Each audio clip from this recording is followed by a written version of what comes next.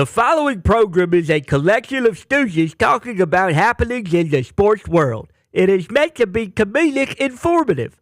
The opinions expressed on this show do not necessarily reflect the beliefs of their peers, their boss, or ESPN. There may be some cuss words because that's how humans in the real world talk. If you are young, please seek permission before watching any further. Hey. Why? Let's go! This show sticks, and the fact that you listen, we are very, very thankful for. Ah! The all-time leading tackler for the Green Bay Packers, You pig! Stop! Damn it! Be a friend, tell a friend something nice could change their life. Sport!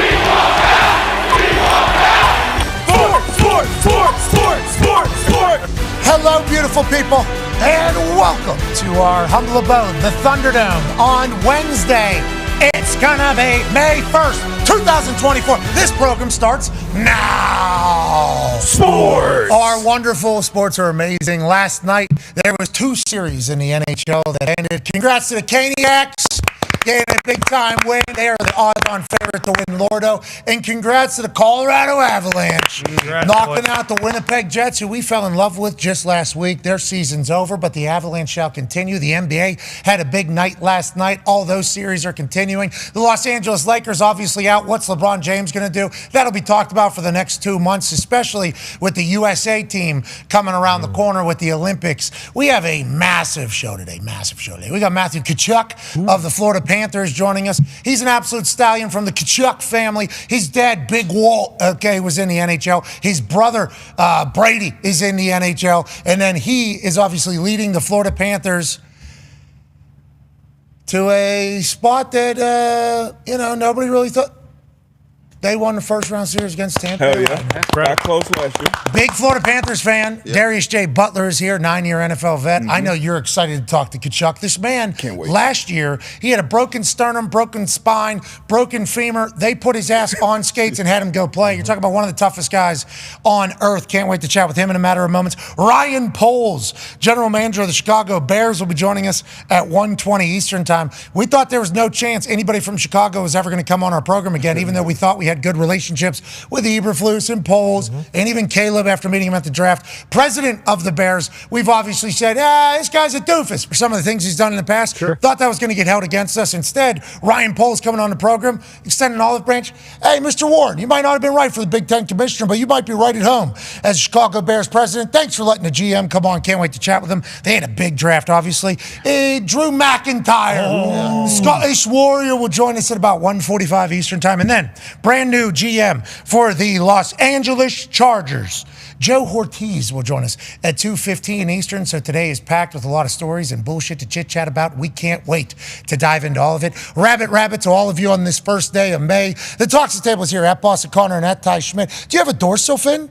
Yeah. Do you talk to the dolphin? Of course. Well, why wouldn't you? It's the smartest man on the planet, some people say. We've chatted about this before, how the United States military actually hires dolphins to work alongside the Navy SEALs to protect ships out there. The brain on that particular species on your chest is bigger than anything else going. I like what you did here today. Yeah, I figured, why not mix it up a little bit, change the energy in here, especially with, Tkachuk coming on, Florida guy. Florida has Dolphins. They have the team, the Dolphins. Just kind of trying to put some stuff together here. Yeah, but anytime you go see the Dolphins, like as a tourist type thing, you got to watch because those things will hump the shit out of you. Yeah, actually. They're a horny group. Yeah, very horny. And they don't ask, really. It's kind of And that's not AI. That's for shoot, brother.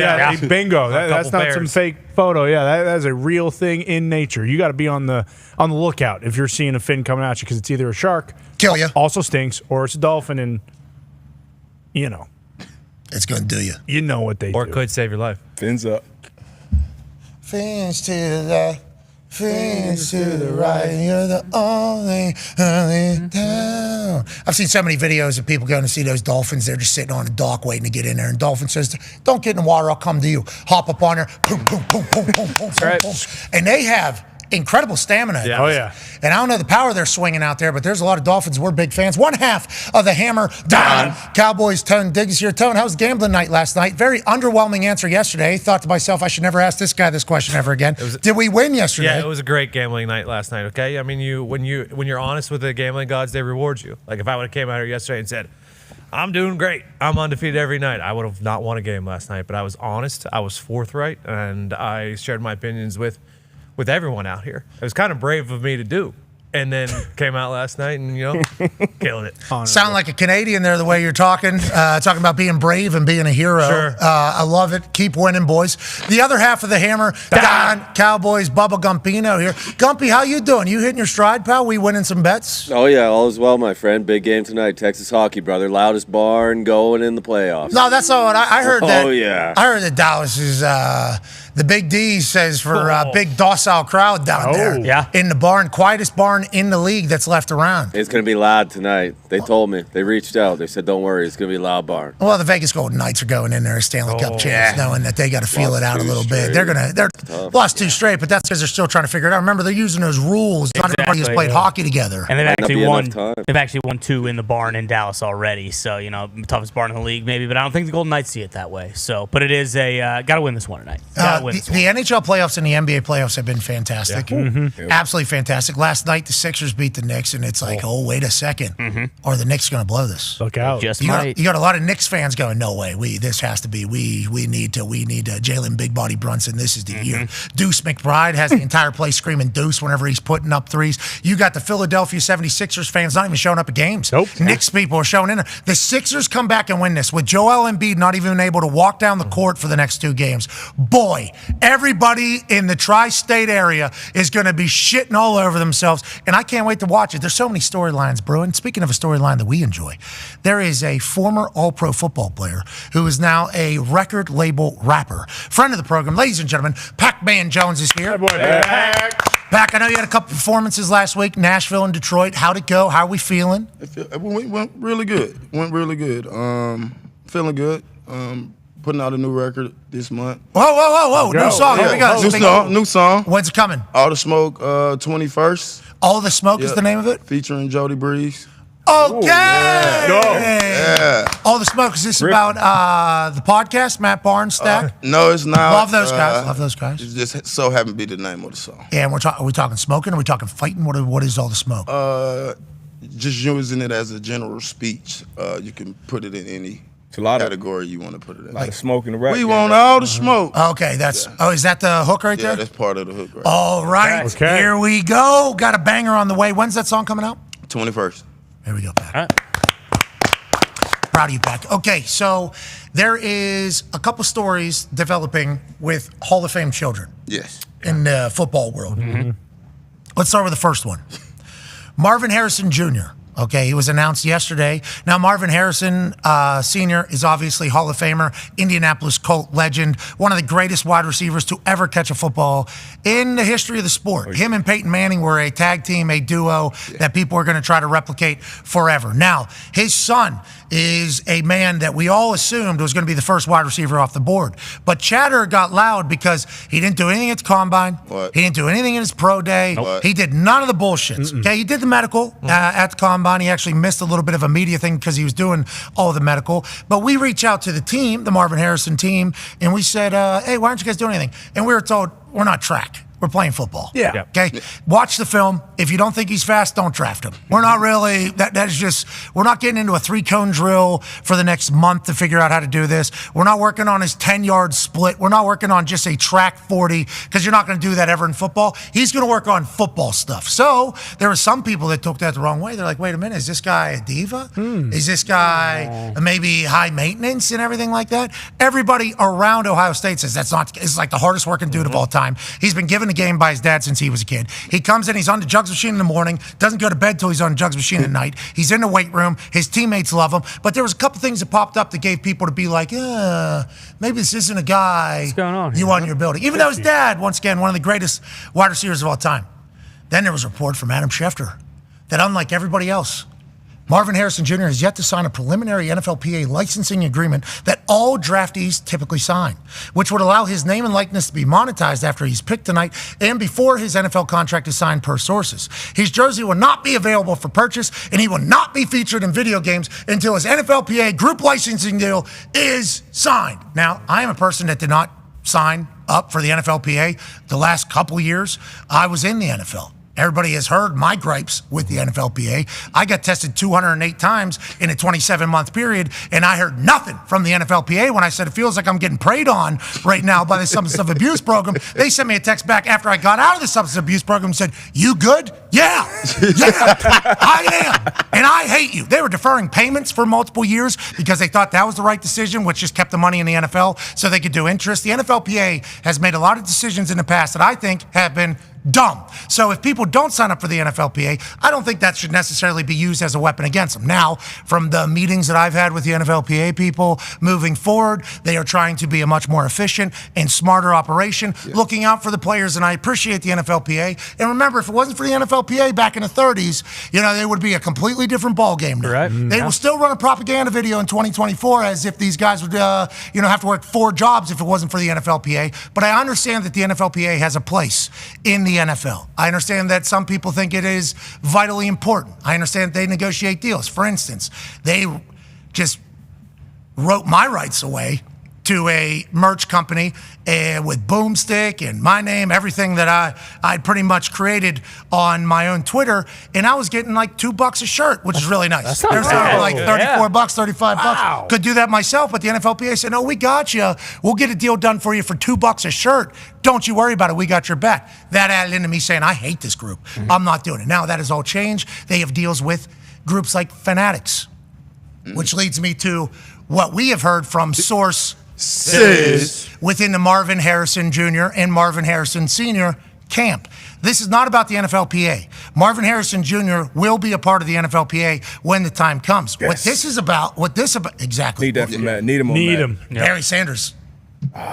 Yeah, he just announced yesterday he's no longer working with Madden. That's tough. That's neither here nor there. We do need Marvin Harrison Jr. in Madden, especially now that I'm back in Madden. Would like to throw the ball to Marvin Harrison Jr. Me, Peyton Marv, Pat Jr. I mean, it'll be a thing I will certainly do. But what I have been told is that this is not an NFLPA thing. What this all revolves around is a deal that is allegedly being pitched to sophomores in college who have a name by a company named Fanatics. Now, obviously, Fanatics is involved in everything. Everywhere, everything. They even hosted the event that the WWE had at WrestleMania. It was a Fanatics event. Fanatics does the jerseys for basically every league. They do the hats for every league. They also do cards and collectibles and things like that. I guess there was an offer made to Marvin Harrison Jr. whenever he was a sophomore in college, which has happened to a lot of guys, where if you sign it for a card deal, an autograph deal, it's for 4 years. So it goes all the way into like your second year in the NFL. Marvin Harrison, who doesn't need the money, said, "We're not taking that deal. We're not signing that deal." So allegedly what's been happening behind the scenes is a potential tiff or beef between Fanatics and the Marvin Harrison camp. Now, can that be settled? We hope so. But what Marvin Harrison Jr.'s camp is saying, my price as a sophomore in high school is nowhere near the same as a rookie in the NFL or a second year in the NFL. And although a lot of other college student athletes are taking this deal, we did not take this deal. So the holdup with the NFLPA deal is actually a holdup with a Fanatics operation that's taking place. And that is kind of being misrepresented, seemingly, in some of the conversations that are happening around it. So what we have been told is the price of Marvin Harrison Jr. as a rookie in second year in the NFL is not the same as him as a sophomore in college. And there's a lot of people that signed that deal, and this will hopefully get worked out. Fanatics is allegedly telling some folks that they have a deal, they don't have a deal with Marvin, telling others not to work. So there's a lot of behind the scenes shit happening business-wise. And I think what people need to remember is like Marvin Harrison Sr. has been there, done that with all this shit. The combine, the pro day, this particular deal. He's like, I understand this might work for other people, but for us, we're about ball. And if you want to do a good deal, we'll do a deal. But we're not just signing up for shit that everybody else has signed up just because everybody else has signed up for it. So this will get settled, hopefully. This will get handled. And I don't think it's as big of a deal as people are making it. But there's a lot of other student human athletes who signed these deals that locked in their rights for 4 years. Their price is vastly different, who are having remorse for signing that deal, which takes us back to the NIL thing, where we need people regulating, monitoring the contracts that are being signed. where these guys are getting actual contracts for their actual value. And anytime you hear somebody say there needs to be guardrails on this, the first reaction from agents and players and family is, oh, you don't want these guys to make any money. You want the football and the schools to make money. It's like, no, I don't want these guys to sign terrible deals that lock them into a 4-year deal when their worth might be 6x that, as opposed to what it was when they initially signed a deal. So I think this is a great depiction of what's going on in NIL right now, what could happen, and hopefully it'll be a great example of something we can all learn from. Now, to clarify that, I hope they get a deal done. Yeah, of course. I would like an autographed Marvin Harrison Jr. card. Sure. Especially as an Arizona Cardinal. But just because everybody else is signing their rights away doesn't mean Marvin Harrison Jr. is going to do that. And I think this is a good message to the future college athletes. You don't have to do it either. So whenever they offer a little bit of an upfront worth of money for you to sign a deal, don't necessarily have to take that money. Even though it looks good, there's going to be more money later if you have enough confidence in yourself for it to make it. This is kind of what college football, NIL, is kind of at a tipping point. And Marvin Harrison Jr. is probably going to be the face of hopefully some change for the future. Yeah, like it's almost necessary for this to happen with a guy like Marvin Harrison Jr. because if it didn't, it feels like it makes headlines and it just falls to the wayside. Like there's the lineman from Florida who signed away while he was at Florida 25% of his future earnings forever. He's not the only one. No, yeah, exactly. But because it wasn't a forever, forever. Wow. And he was a day 2 pick to the Chicago Bears. Like it wasn't as if this guy is an undrafted free agent. Like this is SEC football, gonna play in the NFL, and that happened. But again, kind of forgotten about with Marvin Harrison Jr. You can't ignore it. I mean, this guy has been, a top 5 pick basically since he stepped into college football, and now this is one of those things where future teams like Travis Hunter, for instance, next year when he comes in, and he's going to be one of those guys who's at the top. That hey, instead of just blindly signing an NFLPA deal like you just mentioned, where you're getting 50 cents a shirt, even though it's all because of who you are and you're not reaping the benefits of your work on the field. Like if it wasn't for Marvin in this situation, then there probably would be a lot more tomfoolery going on behind the scenes. Yeah, you got to be who you can afford to be, obviously. Yeah. And if you're going to bet on yourself, you bet on yourself. And I think some guys that's in the position like Marv is, with his dad being who he is, they don't need no money. So he can bet on himself and don't have to sign the card deal that's going to lock him in for 4 years. I don't think it should even be allowed. No. Is my thing. I don't After think college, it should be a whole new deal. bingo. Yeah, like this is Ohio State deal. But I guess this is just the new... This is just what it is. Like, hey, first 2 years in the NFL, last 2 years in college, we'll kind of lock this in. We want to be partners and everything like that. But the rate you have, and this goes to people negotiating, you need to negotiate either an opt-out in there after you leave college or an escalator. If it sells a certain amount of things, it's like, which adds into it even more so. Like with the NIL deals, we need somebody to... Hey, here's the structure. Here's how this goes. Because you're talking about, and Marvin Harrison Jr. is different because of his dad. But and I just say me because I'm just talking about from my particular standpoint. If Tim McAfee and Sally McAfee, and let's say I was a quarterback and I was a good one.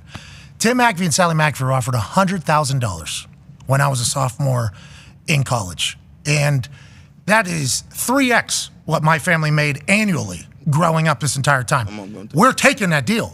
Tim McAfee's looking at me like, what's the ramifications there? Who gives a shit? We got $100,000 right now. We got out of debt, and it's like all of a sudden you're locking into a deal because you get the for show money right now, and you're getting screwed money later, and it's like all these things are what we're talking about whenever we say there needs to be guardrails, because we need to protect people from signing away their rights. And I'm not saying Fanatics is taking advantage of anybody. This is probably what they feel like is a good deal. But Marvin Harrison's thinking this is not a good deal and I'm not signing it. And they're saying it's kind of being held against them in the back end for other businesses, and now it's being portrayed in a certain way. So it's like, there's a lot of moving pieces of this, but I think with this big of a name, this high profile of a company too, with Fanatics and NFLPA being involved, maybe we'll be able to figure some shit out for the future. Yeah, you guys are talking about how that shouldn't even be allowed. And the one that Connor was talking about, the Florida D tackle that went, it was 15% of pre-tax earnings for the next 25 years in exchange for a one-time payment of $430,000, but they're saying, like, there was a legislator in Florida saying that's against the law actually for the NIL rules in Florida. So like, yes, there needs to be guardrails legally, the NCAA, everything, so that these also kids, education. Yes, like a whole education how to do process. deals, like even just the because idea. if you're not They gonna need a players association, which is going to be so UAB I guess started one, and athletes.org started one. It's like, okay, that's awesome. But what if the person running it is a scam?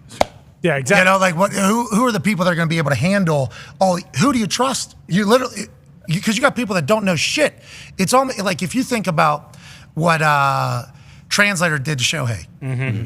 What was his name? Ipe Matsuhara. Okay, and they're tracking that money now, and that's going to be a story forever. He was a hustler. Yeah. Okay, let's just say what it is. He's a hustler, found his mark, found his fish, and he hustled the shit out of Shohei Ohtani. All you need is a couple of those to prey on 18, 19-year-old kids who come from not a lot, which high majority of people that are playing in college football don't come from a lot of shit. And it's like, all you need is a couple of those, and then you could just hustle people out of millions of dollars. Yeah, and it's nothing new. And I'm glad that it's a big fish like Marv and the Harrison family that's kind of hopefully changing some of these things. So, NFL and NFLPA, you would hope that they would want to straighten this out as soon as possible and get it going in the right direction. But it's something that's kind of been happening behind the scenes forever. You get a bag dropped on you.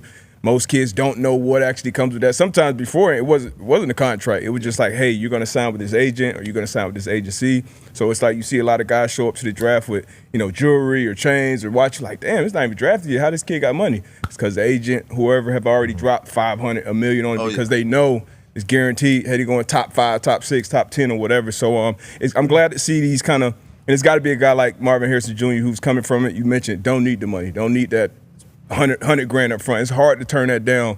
Anybody, but especially a 20, 21-year-old kid. And basketball has been doing this a long time, I think, like teenager basketball players. Yeah, high school kids. Yeah, and now, granted, it's different, I assume, with NIL, but that was back whenever, like, Adidas, Nike, and everybody was competing. They would just send out these little representations of their company into high school AAU, and then they drop off money. And it's like, hey, you're going to be an Adidas player later, and this is the deal you're going to sign for. And if you don't have shit, once again, it's like the people that they're presenting these offers to are like people who you get real bright-eyed. And when you get bright-eyed and you see financial freedom for at least a short time, and it's a lot different now with the cost of life. I watched Blank Check with Macintosh. That's right. And I thought $1 million would give me a mansion and limo service and a go-kart track and all of that. Eat ice cream. Yeah, that shit ain't it anymore, especially with the taxing. He said pre-tax 15%. It's like government's taking at least 60% of your shit if you make it to the NFL. So you're getting 15% pre-tax and ending up with 40% of your money. It's like there is so much, I almost said the F word. There's so much shithousery that can kind of take place in all this, and it's like, got to get it figured out. Well, that's why it's so important that it's happening now, because I assume, too, a lot of these kids, like when you're first going in, they're probably saying, like, hey, he just got drafted, last week? And it's like, don't rock the boat. Just sign this thing. Get this done. We don't need to, have this big snag. Everybody does drawn out. Yeah, everybody does it. Every person does it. But also, like, if he's not doing something like this, like you mentioned, like it's easy to say, like, hey, as an 18, 19-year-old kid, if you're going to go maybe play in the NFL, like, that $100,000, like there's going to be money in 4 years. But in that situation, especially if you come from nothing, like how many kids at that age are going to, if they don't have I got a loan out for $40,000. Exactly. To have a good time. Right. 27% interest on that. That's a terrible deal. Awful. Absolutely terrible. And if you don't have the right people in your ear telling you that, and it's just like, okay, whatever, I don't care. I'm going to take the $100,000 and I'm going to have a great time these next 3 years. Time. Yeah, I am going to have a great time in Morgantown, West Virginia, or any of these college towns. It's like, who's going to stop it? I have no idea. The difference, I guess, from when we was getting the bag, it wasn't taking no percent out of that. It was a bag, $250K in the bag. Yeah. So it's hard to turn down. Yes, I would say $250 in cash. Yeah. Hey man, I want to do your marketing. Here go you $250. Yeah, but then what happens? That's like all those jewelry. I remember Aaron Mabin. It depends though. Some people, it depends on how you do the business. If you do business right, you're gonna get it back. It's no real negative and you're going to have a decent career. It's not really any negative repercussion. Now you take that bag and you go sign with somebody else, or you say, hey, that never happened. I never got the bag. Now you may run into some repercussions. I'm not saying, my mom just texted me, you actually took out 2 loans. Not one. You're right, Mom. You're right. Thank you. Paid them off, though. Yeah, absolutely. And that was the plan. As soon as I got them, I'm like, all right, if it doesn't work out, I'm in debt like everybody else, literally everybody else. And if it does work out, we'll be able to pay this off quickly. did just as such. Thank God, had a blast, but I couldn't even imagine $150,000 being offered to me. I mean, they got to figure that out. Legit. Yeah. People are praying. Not all agents are bad. I'm not saying that, but there are scumbag agents who are bad negotiators who don't have a moral compass at all, and they're just trying to get in how they can fit and use somebody as a notch under their belt. And it's like, we got to look out for these dudes. Yeah. And women. I mean, the amount of money being made in college basketball, gymnastics that's happening, it's like, we got to watch out for all this stuff, figure it out. And that's what we're, smart people. Figure it out. Joining us now, ladies and gentlemen, is one of the toughest dudes ever to lace up skates. That's right. Last year, we saw him literally with a broken sternum, we think. Broken spine, we think. Broken femur, we think. Broken hand, we think. Right. Broken shoulders, we think. Fractured skull, we think. Get taped up, pads put on him, lifted onto the ice, and pushed out and say, go play hockey. And he wanted to. That is why hockey is awesome. That's why hockey is different. From the Tkachuk family, from the Florida Panthers, who just beat the Tampa Bay Lightning in the first round of the NHL playoffs. They will now see if the Boston Bruins can put the Maple Leafs away for the next round. Ladies and gentlemen, Matthew Tkachuk. Brother. What's up, guys? Hey, quick question. So the way we talk about what you did last year at the end of the season, broken sternum, spine, leg, both shoulders, and even a fractured skull. I know that isn't necessarily medically accurate, but whenever they were lifting you up and just like kind of scooting you on the ice to play, is it just the hockey mindset, like I got to be out there for the boys? Because any other sport, your ass would have been out for 2 to 3 weeks. Why do you think you guys are built different, and why do you think hockey is the way it is?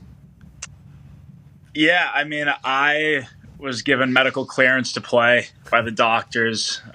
They did everything they could to get me out there, and ultimately it was my decision if I could handle the pain, and I barely could. So I was willing to go out there and help the team with whatever they needed. But it was a battle for sure to just get even dressed. I couldn't dress myself. I had to have our equipment staff dress me, and but at this point in Stanley Cup playoffs, all bets are off, and you do whatever you can to play. Yeah, that's why hockey's awesome. You can turn that thing up, straight up and down if you want for us. Might help us. And you. Yeah, perfect. Whatever. Yep, perfect. All right. No. 2024, I probably should be able to figure this out by now. Yeah, but you're in the NHL and you guys never do interviews, so it's probably it's probably the first. How'd Big Walt feel about everything that you've been cooking? You and Brady. I assume your family pretty competitive growing up. Hockey. We playing knee hockey. We playing in the garage. How did the Tkachuk family become so dominant in hockey? Well, he's fired up right now with me being in playoffs and being able to come to the games, and he's actually overseas scouting right now.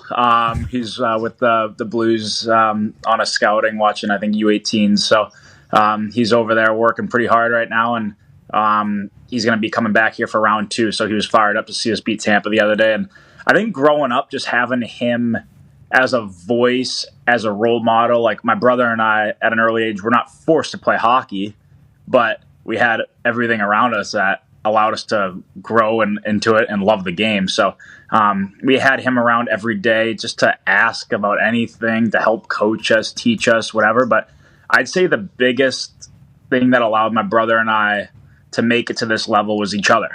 And we're very close in age, and we were able to do everything together. And ultimately, I think that's the main reason why we are where we are, is because of each other and having that unbelievably close relationship and each other's best friends and each other's biggest supporters and biggest competitors as well. Where were you born? Scottsdale. Let's go. So obviously the American hockey powerhouse continues to grow. Yep. I often wondered if America will continue to pump out hockey players because of the amount of dedication it takes from such a young age, right? I mean, I think I heard you went up to Michigan for that USA team. You leave high school. Is that all accurate for your story to chase this hockey dream? Yeah, I left after 9th grade, left, all your friends growing up and your whole life, you kind of pack up and leave. And I went to Ann Arbor to play for the U.S. team, which was a slam dunk no-brainer. I had to at that time if I wanted to make the NHL. And moved there for 2 years of my life, where I actually did 3 years of school and 2, and I'm no brainiac, but that was pretty tough. And then we went And then I had a year where I was either going to Notre Dame or going to London for my draft season. Decided ultimately to go to London in the OHL, and then got drafted to Calgary and somehow made the team at 18. So all those years went super fast, but from ninth grade going until I made the NHL, it was a blur, but it was so much fun. Yeah, but even before that, too, we're up at like 5 a.m. on the ice, right? I mean, like the commitment to become a professional hockey player, and I assume it's like this everywhere. It is very much like what you hear about Olympians in like Russia or like China, where like, hey, yeah, we're actually hitting them with like actual to sharpen up their shins. Like we are. That is what it's like for hockey, is it not? I mean, it's like full commitment, full everything, even as a young child. Or am I misreading it? No, you've got it right. But that's one thing that I'm super thankful that my parents did. And my mom deserves so much credit because she was mainly the one that was getting up at 5 a.m. and taking us to those 6 a.m. practices when my dad was on the road or working or whatever. So she deserves all the credit in the world. But my parents, and I'm super thankful looking back at a young age, like we were never allowed to play hockey 24/7, 365 days a week like some of these kids do now. And it's almost like these kids are all like child hockey prodigies, just all in all the time. And I think that as a kid, my parents, like, they were all about playing every single sport you can. So in the fall, you're playing the fall sports. In the winter, we were playing hockey.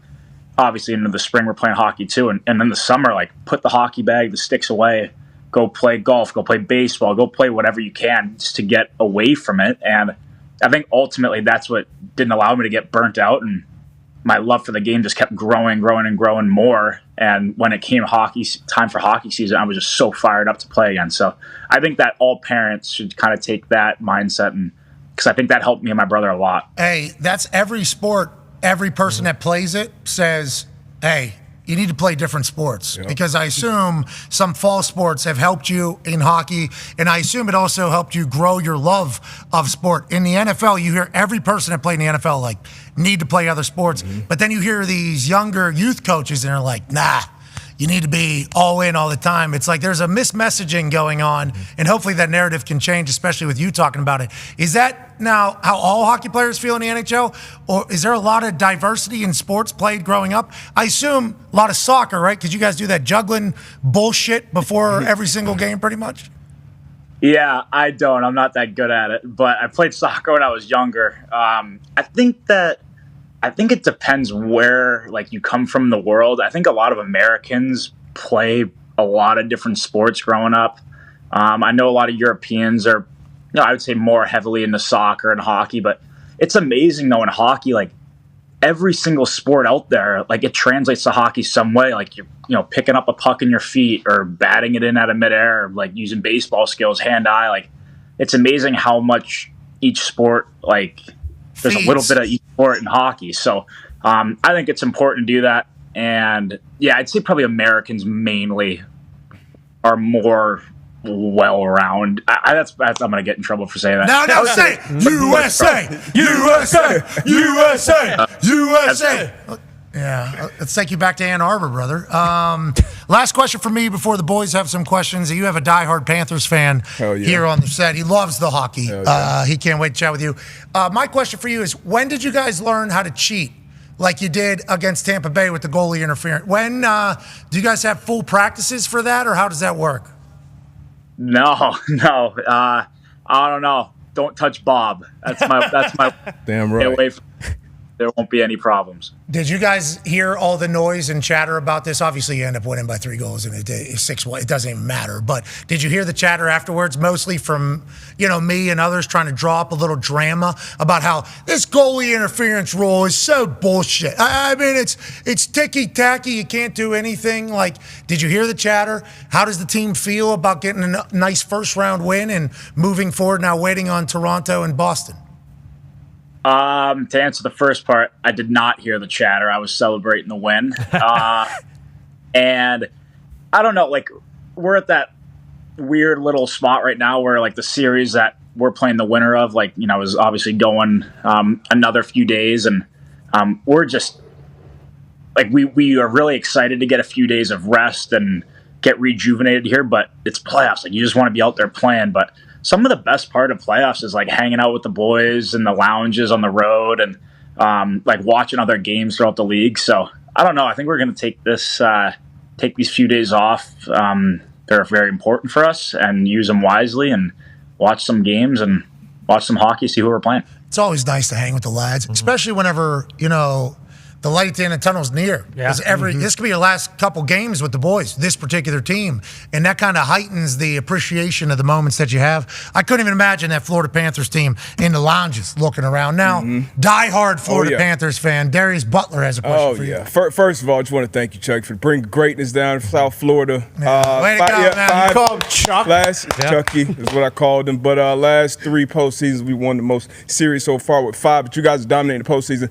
Speaking of moments, too, with families, got a chance to bring my dad to his first hockey game last year when you guys, I think, Eastern Conference Finals against the Canes. So great job, obviously. But I just want to ask you, how hard are those closeout games when it comes to closing out these series? Because obviously the Boston Bruins are struggling a little bit over there more than I thought they would. How hard are those closeout games in the NHL playoffs?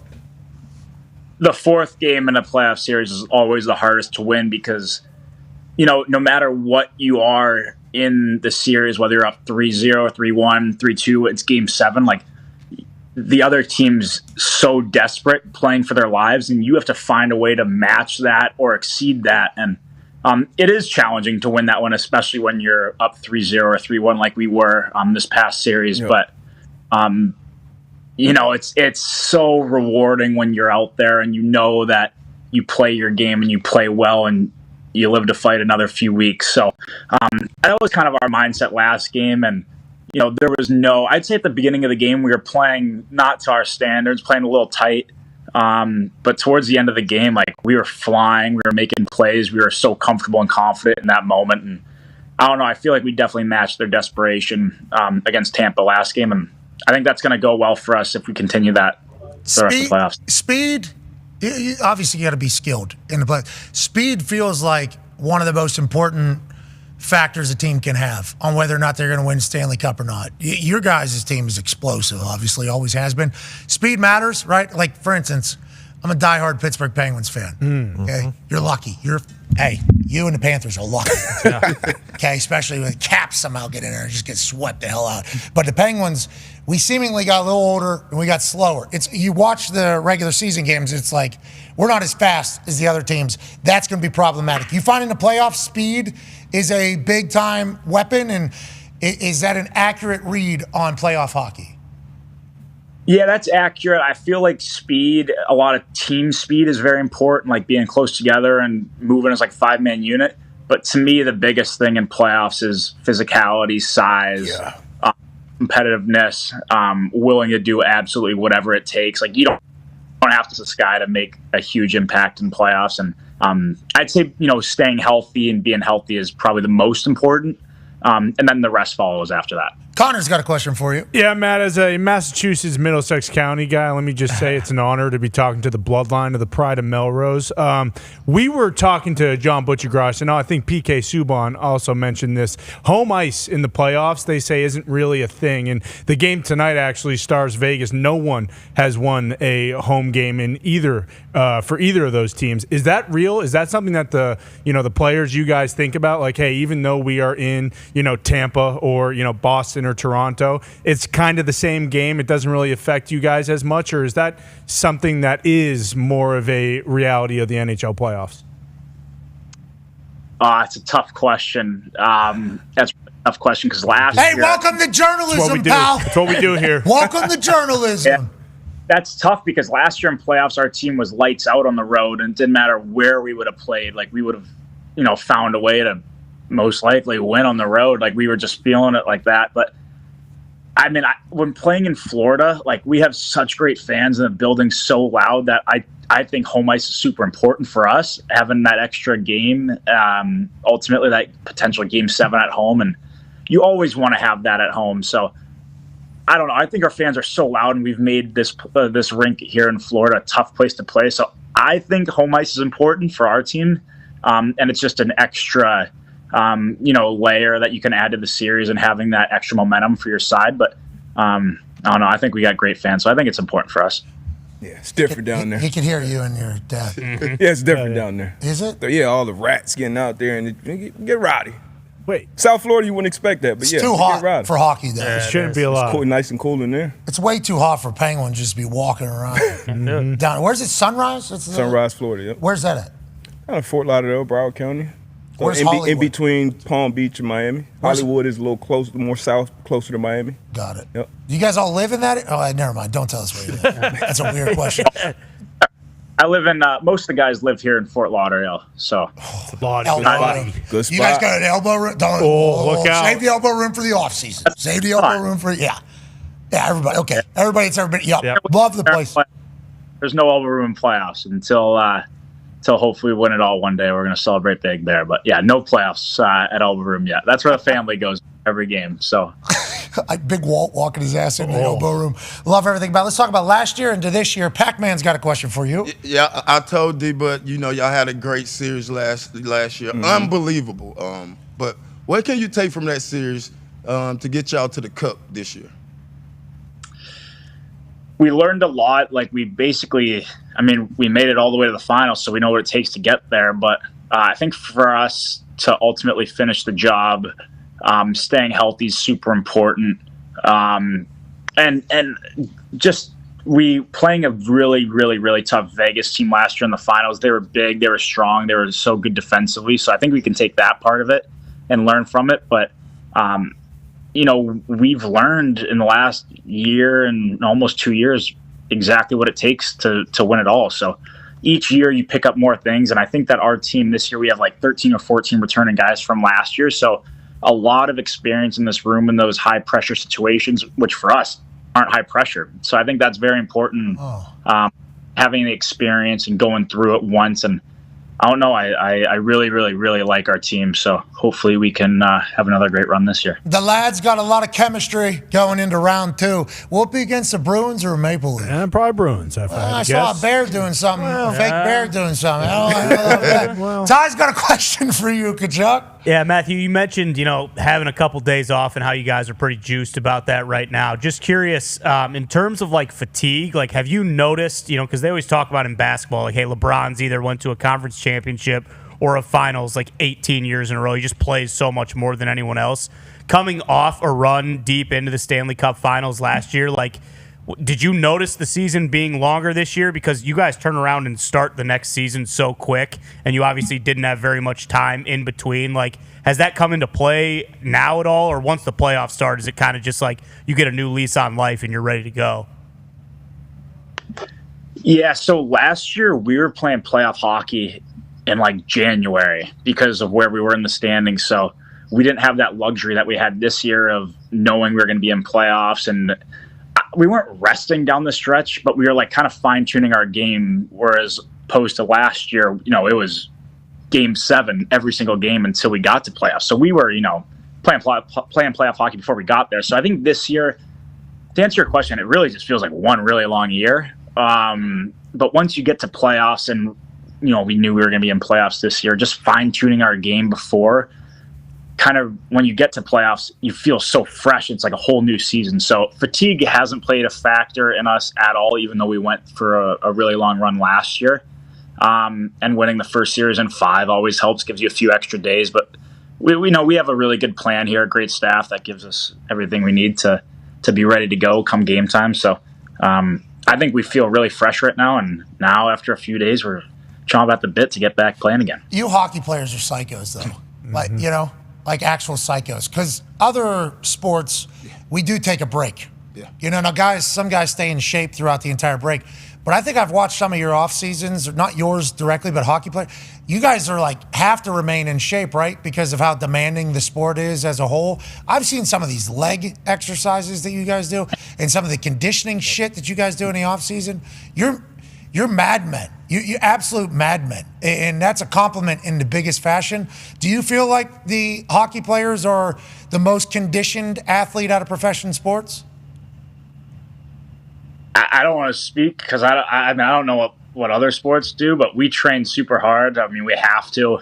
82 games plus playoffs with travel and everything. You have to be pretty dialed in and be in great shape to be able to maintain that throughout the whole season. But I don't know. Hockey players still have a little bit of fun in the summer too, so we're not complete. Yeah, but I heard you guys are booze bags while doing it. Yeah. Which makes you guys like superhumans. I can't speak for everybody there, but there's the hockey players. They're a lot of fun guys. Oh, I've heard some tales. Mm-hmm. You know, I've heard, you get some of the Russians over there. Oh. Yeah, nice weather year-round in Florida. What are they supposed to not have a good time? What do you want? There's a beach right there. Yeah, elbow room's wide open. Hey. Golf course. Yeah. Well, we know you've been going to every single one of them. That's all you do. Right. You a golfer? Yeah, just played the other day, so I like to play on my off days here in Florida. Hockey players normally pretty good golfers, right? You're a stick? I mean, I'm all right. I've been a lot better since I've got traded down to Florida playing more. So. Oshie and Pavelski in Tahoe are always top 5 on the Yeah, and leaderboard. Oshie was out till 6 a.m. Yeah. Tea time, 7:15 a.m. And somehow, with his wife, I think like his wife was even powering through. And I'm like, I'm the softest guy of all time. I have no idea how you hockey players are machines. Mm-hmm. That is no joke. Speaking of hockey, Nikki Skates has a question for you in the back. Matthew, you obviously acquired a lot of things from your father, your good looks, your legendary play on the ice. Your I didn't know Big Walt was a big, handsome fella. Your dad should be in the Hall of Fame, by the way, but I just wanted to ask you, there's a couple infamous stories about guys getting traded to the team he was on, coming into the locker room, and Big Walt would be there to greet him with a robe on, and he would say, hey, there's 2 rules on my team. Pass Big Walt the puck, and don't ever effing forget rule number 1. Have you adopted any of that stuff? Have you taken that into your game in terms of either the robe or the rules that Big Walt played by? I like the rules. I don't go with the robe, but I do like the rules. But I don't know. I'm not as maybe firm with my meeting guys and saying that being the first thing I say to him. But he had no problem with that. So maybe when I get a little bit older. But he had 2 rules for us. It was just compete, be a good teammate. So with me and my brother, it was pretty simple. But I guess with his teammates, he was a little bit firmer with, I'll say. A good teammate, though, especially if you give him the puck. Uh-huh. Yeah, it feels like that's a Kachuk thing. We appreciate you joining us, brother. Enjoy the sun. Enjoy. You're watching the games, obviously, between Toronto and Boston, paying attention to the whole picture, or what are you focused in on? Yeah, we'll be watching the games tonight. They don't play tonight, but they play tomorrow, so we'll be tuning into that and seeing who we play. But I got a question for you guys. I can't be on this without asking you guys. I know you guys are a lot of NFL background there, so who am I taking in fantasy for a rookie quarterback this year? Ooh. Drake May, that's the easiest question I've ever heard in my entire life. That's Boom. Patriots fan. Williams. Jay Daniels. Oh. So you're taking a rookie quarterback in fantasy? Well, like if you're gonna take a rookie quarterback, This guy sucks at fantasy. Don't take a. Hey, Chuck, don't take a. There's like what are they, keepers? So like you take somebody after like the 7th or 8th round, and he's a young quarterback, you have to keep him or something. So I'm just trying to build a good team here for the future, guys. Jaden next Daniels, year. he'll run for another 700-800 yards. Yeah. Jaden Daniels, Washington Commanders, would be probably You the like the best bet. commies? Is fantasy big in the NHL? Like, do all the teams have fantasy leagues? Yeah, you guys football fans? Oh, we're huge sports fans, but yeah, NFL fans, and there's some really good fantasy. I'm sure every single team has a fantasy football league, so it's a big thing in the NHL. Are you good, or you get ragdolled in it? No. You get dummied in it? Obviously, I'm not that good if I'm looking for some insight. No, it's not bad. Yeah. You might be better than everybody you're looking for insight. I'm not the right guy to go to. I think all these rookies are going to suck for the first year. I don't know how they're going to do it. Like C.J. Stroud, what he did is just like Everybody. an anomaly. It's so hard to be a quarterback in the NFL as a 5th-year person, let alone first year. Like Anthony Richardson, does he count as a rookie? Because he only played like 5 games last year? That's the one. Yeah, I had him, so hoping he can. Damn. Yeah, We did too. He was really good. I had him. he was really. Hopefully, he stays healthy. He's awesome to watch. Yeah, Kachuk, we need maybe you to work out with him a little bit. Yeah. No, we've had the Dolphins on the drum pregame too down there. We've had Jaden Yeah. Waddle. Waddle was on the drum last time. Jalen Ramsey. So No Tua? good content. Where's No Tyreek? Tua yet. Mostert If I did was- it. I told myself last game if I was scoring, I was going to do the Waddle because he was there. But You can still do it. I mean, that'd be sweet on the ice. Yeah. You know, are you a big celebrator? We do a lot of dancing? no, but I would have done it for him. He's my favorite football player, so I would have done it if he was. Well, he was there. I would have done it if I would have scored, for sure. Waddle needs to go to another game. Yeah, what the hell? Well, let's get him on the drum. One a year? He has Come a on, phone, too. Jalen. He'll see it. If you do it, he'll see it. Well, as he should. Ladies and gentlemen, a man who is on a hunt for a Stanley Cup, former 6th overall pick to Calgary as an 18-year-old after playing in London. I did not expect that. London, Tom? London, Ontario? Oh, I thought the other London. England the whole time, yeah. Yeah, me too. I had to go to England to play hockey. They play hockey over Massive hockey community in Calgary. London. London, England? No, London where he played. Canada sucks, man. I'm just going to say Take it like, that easy. place blows, brother. We've been learning a lot about Canada over the last couple of days on the internet. That's just some bad tweets, Yeah. all right? It's not everybody. You can't pile everybody in the same pot. All right, ladies and gentlemen, legend for the Florida Panthers and a man who's going to do the waddle next goal he scores, which is probably or potentially going to be against Patty Maroon and a Boston Brew. Can only hope. Ladies and gentlemen, Matthew Kachuk. Cheers, dude. He's got a sweet Twitter handle, too. Kachucky Cheese. Wow. That is Dog. good. That's why you call him Chucky, D. Chucky, that's what we call him. You did seem like a natural there when you called him by a nickname. Chucky, Swaggy, Bob, Captain. That's a good nickname. Great nickname. Captain. It's the Cap. He just does everything Skip. right.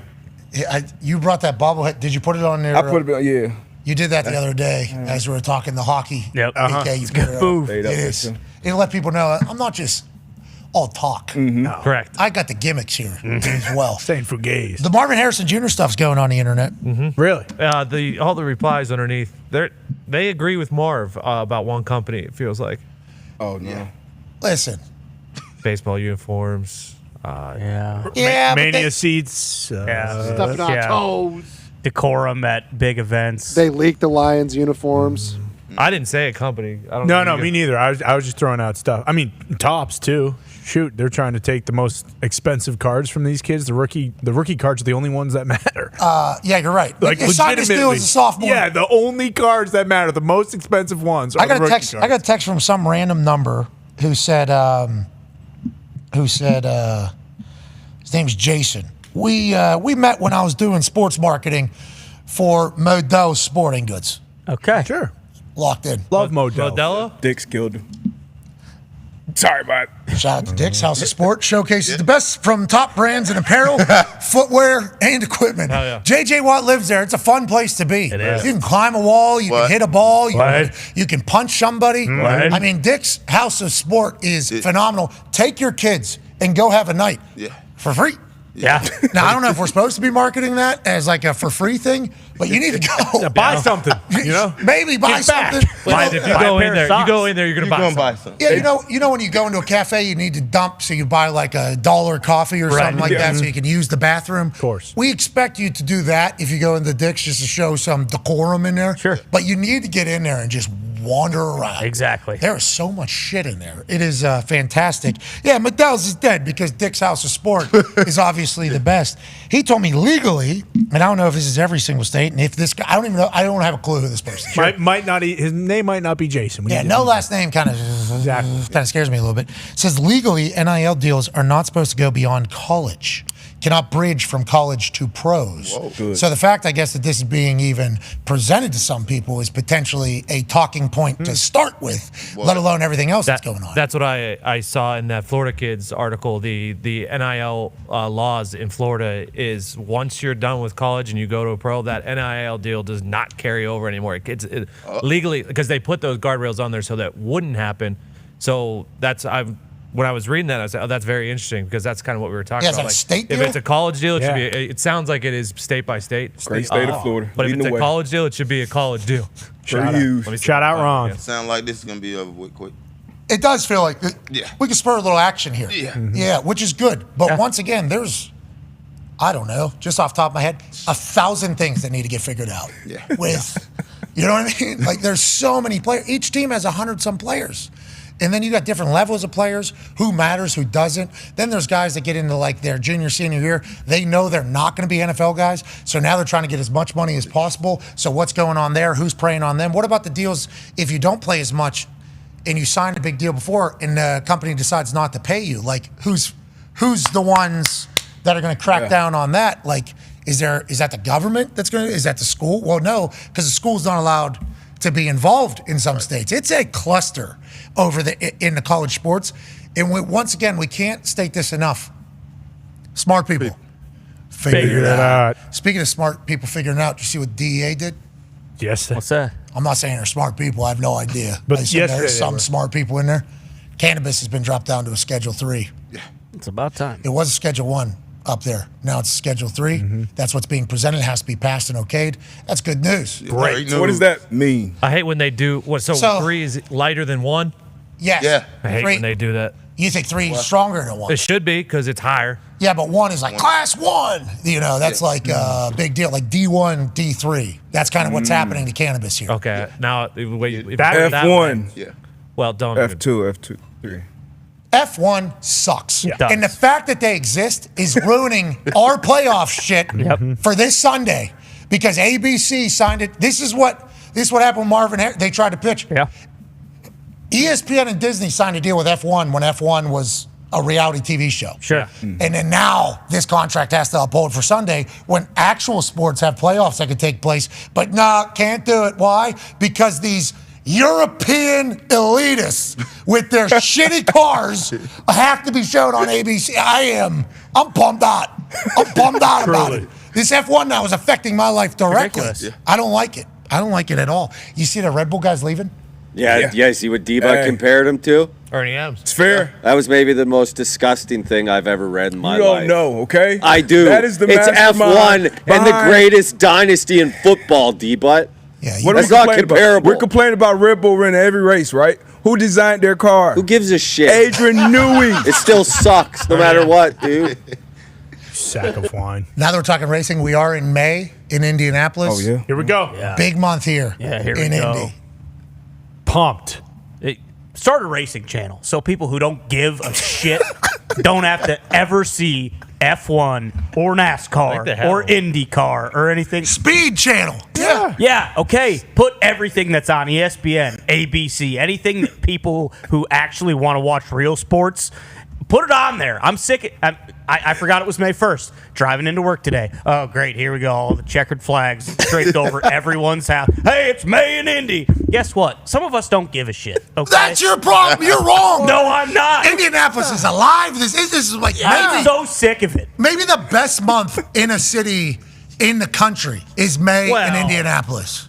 Pools are opening. You don't mean that, okay? I appreciate that you're going to pound the gavel for it, and I respect it. And listen, I've been to the Indy What are you 500. talking about? He's going to be at Fast Friday and Silly Saturday and race It's day. carb day, Kiss damn the it. brick. You're an asshole. I think you have to You'll be there from all 3 Indy days, to- right? to There's take- nothing silly about Saturday. Okay, that's a big day. It's a big day. Carb day. Yeah, carburetor. qualifying. Qualifier day. Come on. Who's on Quality? the pole with the Indy 500? Yeah. Joseph Newgarden, probably. Is that American. this weekend? When is it? Late. We got It's something. Memorial Day Memorial Day Oh, weekend. okay, good. I'll make sure I get the hell out of here for that weekend. You don't get it, Ty. Go. You know what? I'd rather go down to my local gas station and just stare at a brick wall for 4 hours, and I think that's what I might do. Come on. That's not right. No. If you've never been to an Indy 500, you should be. We'll see you in about 3 minutes. Cheers. It's impossible to be at the top at both of those. Essentially, like it's Another farting Dan Orlovsky situation just took place. What do you mean? It's unbelievable. Your We're gonna butt was play just that talking, okay? I did not fart. Dan. This is 2 times now, Dan. This is the Orlovsky thing. You guys being serious right now, or are you messing with me? Dan, listen to this clip. This is you just moments ago. It's impossible to be at the top at both of those. Essentially, like it's Dan. I mean, undeniable. You guys definitely just freaking idiots. Dan, we swear. You guys No. 1,000% just made that up. No, we swear. We swear. No way. No one did that, Dan. What did you eat? I haven't even ate two guys. Hey, if I were you right now, I'd go grab some food. My wife texted me. She said, "Oh my gosh, McAfee Show, I'm dead." I go, "Babe, I promise you on everything, I did not fart." Who runs your Twitter account? AB. I do. What's this all about? I would like to know, in that situation where your butthole started talking, what did I do? I can't even be serious with you, man. What are you, chucking a glass of milk, eating some fruit over there, get you some coffee, get that butthole a little bit more active? I haven't ate. I'm eating yogurt. I have 1,000 text messages right now of people going, oh my gosh. I'm like, I just wanted to have like a quiet Tuesday. I don't even know why we're going to have another hour. Maybe we run that clip. Yeah. On loop.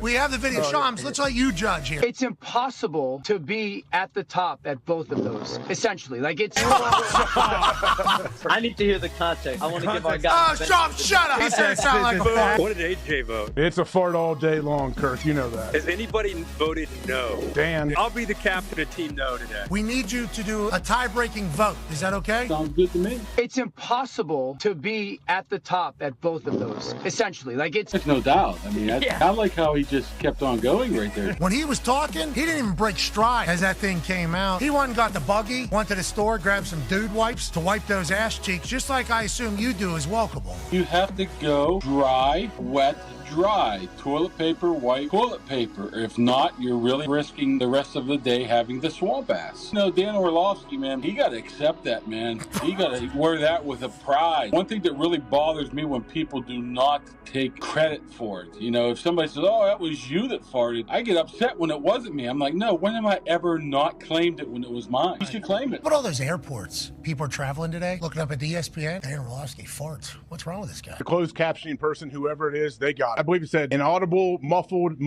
and it said Dan farts, ! I think a couple. The following program is a collection of stooges talking about happenings in the sports world. It is meant to be comedic informative. The opinions expressed on this show do not necessarily reflect the beliefs of their peers, their boss, or ESPN. There may be some cuss words because that's how humans in the real world talk. If you are young, please seek permission before watching any further. Hey. What? Let's go. This show sticks, and the fact that you listen, we are very, very thankful for.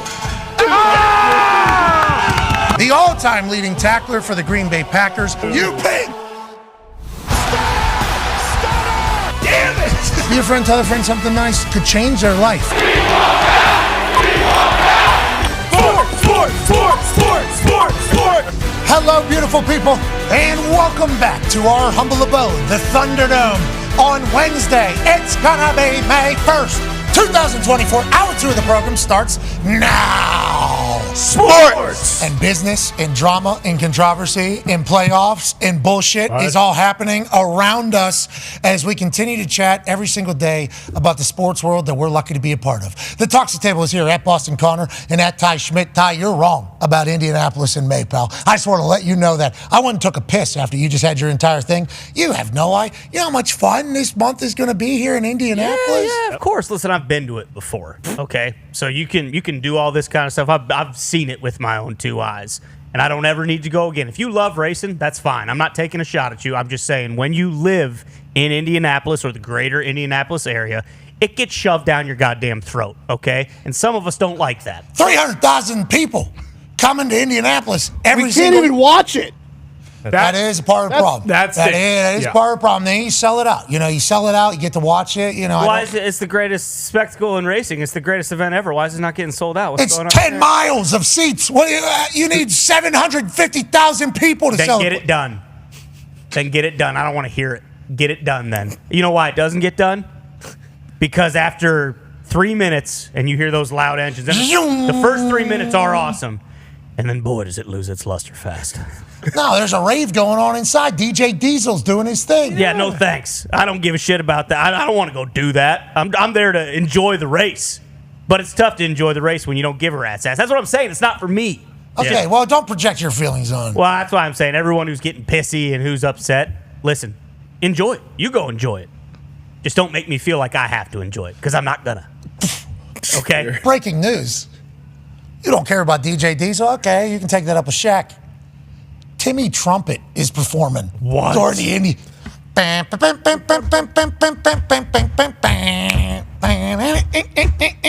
You're telling me you don't want to see that? The Indy 500 is a spectacle. Not only is it the greatest Oh, race I didn't know Sullivan King was going either. Yeah, and Griffin, Gondola. Excision, though. It's just not for me. That's all I'm saying. That's all I'm saying. You're allowed to have everybody who's going, enjoy it. Enjoy Carb Day. Enjoy whatever other bullshit you call. Yeah, qualies and the race itself. Enjoy Silly it. Saturday. Enjoy it. Okay. It's not silly Saturday. It's qualies. I didn't say that. That's this guy. This guy's skidding off pretty well because I know he agrees with me 150%. He just won't say it. One half of the hammer, Dahn, Cowboy, is also a hater. Tone Diggs. No. I do agree about the Indy 500, but I'll be there for the Brickyard 400 because rubbing is racing, brother, and ain't no rubbing during the Indy 5. Okay. Are you kidding me? Did you see Scott Dixon 2 years ago? His car actually don't goes get too close to me. upside down, flying through the sky. Because they're not built to be 150. rubbing. Remember that tire that went all the way over the thing? Shot into the crowd. Hit a car. Another reason not to go. Oh, now you're scared. You little bitch. That's what you two are. You guys are scared of the Indy 500. Just tell us. Just say that. Just say you're not confident enough. You're going to be able to survive. Scared of getting bored to death. Bingo. Well said, Tony. 12 years as a corner in the NFL. Man, have you experienced the Indy 500 yet? Yeah. You have? Yeah. Great times. No. Well, what happened? Well, because it was probably raining that day. Yeah, it was That's probably a bad why day. the race got Pac-Man moved. Jones is here. What you've done the Indy 500? Yeah, it wasn't a good day. It's a long It's day. a long day. You're signing up for a long day. Long day. It's hard to get A out. loud day too. Getting out of it's very tough. That's the worst part. 350,000 people trying to get out of a place in Indianapolis. One road, everything's closed. Yeah. Yeah, it's tough. Those things aren't, it's not what it's about, though. It's about experiencing, wow, what you guys are doing right now needs to stop. Okay, it's criminal. You guys are acting like this is an F1 race. Speaking of, ladies and gentlemen, 9-year NFL vet Darius J. Butler is here. F1 Miami this weekend. Yep, you saw what Stephen Ross got offered. No, I didn't. That was absurd. What was it? Big bag. What was it? I believe I saw $10 billion For everything, though, not just the race. Like Yeah. teams, all of Stephen Ross's stuff, he was offered $10 billion. By who? And he said no. He said he entertained it, but at the end of the day, he said, nah. Who offered not him? doing it. Wants to keep it in the family, he said. Who was it? It did not say. Like a VC firm? Was that Saudi? I don't know. I read the whole article. I did not see it in there. 10 billion cash? Yes. That'd be tough to say no. We're talking about these college kids. Yeah. Get $100,000 in front of them. Yeah. Want to keep it in the family. 10 of them. What a hero, Stephen Ross. Nobody's ever said that. Nobody's ever said that about Stephen Ross. Definitely not. An offer of $10 billion. Dolphins valuation soars partly. Oh, this is F1 trying to sneak in. Yeah. This is Stephen you Ross guys trying came to out ladder. and said I made more from the race than I made all season long from the games and the teams. But I've been in Indy 500 as well, and it was all right. That was actually my introduction to motorsport. It was great. You guys are That's cool. That's underselling cool. this thing. It is a spectacle. There's only one race Awesome. in the entire country that is like the Indy 500, and it is sweet. Right? It's a great time. This is what we do on Indy 500 day. Okay, watch the race in Monaco in the morning for F1. It'll be on. Watch it. Okay, go to your local go-kart track. See if that's better than that bullshit that F1 puts out there in Monaco in their Super Bowl, and then go ahead and watch the Indy 500 and see what happens. You're going to see cars flipping, going 200 some miles an hour. It was cool. You three. It was cool. I went to the 500 once. The highlight was finishing my bottle of whiskey and getting the hell out of there. Dude, see? That's not. I will tell you, See? glamping was fun, though. I didn't see That was anything a nightmare. anything like Dega at the 500. If they incorporate some of the stuff I saw at Dega going on, I agree. I'm not letting you guys talk about May Indianapolis experience like this much longer. How about all the events? which like So many events. The parade? The parade's Parade happening. is There's sick, parties. dude. It's everything. Everything. You guys are missing it all. Diggs wants more Talladega. Guy just wants to see boobs, and that's going to get him to watch racing. That's out there at the Coke lot. I mean, you go out to the Coke lot. There you Indy 500. I mean, Yeah. well, you saw at Talladega. That's 4 straight nights. That's not what I was talking about. A super speedway with rubbing. Okay, going 200 Super miles. Speedway. This is That's the. that's what it is. I am so Kinda rubbing you up, sick brother. of the ignorance that is being spewed from this program. People always say that we're part of the problem. I think right now they're right. Today I agree. They are right. You. Who's the greatest racer of all time? Mario Andretti. Wrong. Dale Earnhardt. Okay, NASCAR. Well said. Okay, that's a good call. He would have picked Indy if that was a real racing circuit. It ain't. It ain't. It's more so where he was born, probably, but I understand what you're saying. Joining us now, ladies and gentlemen, is a man who can settle this debate. Indy 500 sounds like an event he would love. Yeah. Oh, yeah. Yeah. College football national champion, Super Bowl champion, Ryder Cup winner, ladies and gentlemen, AJ Hawk.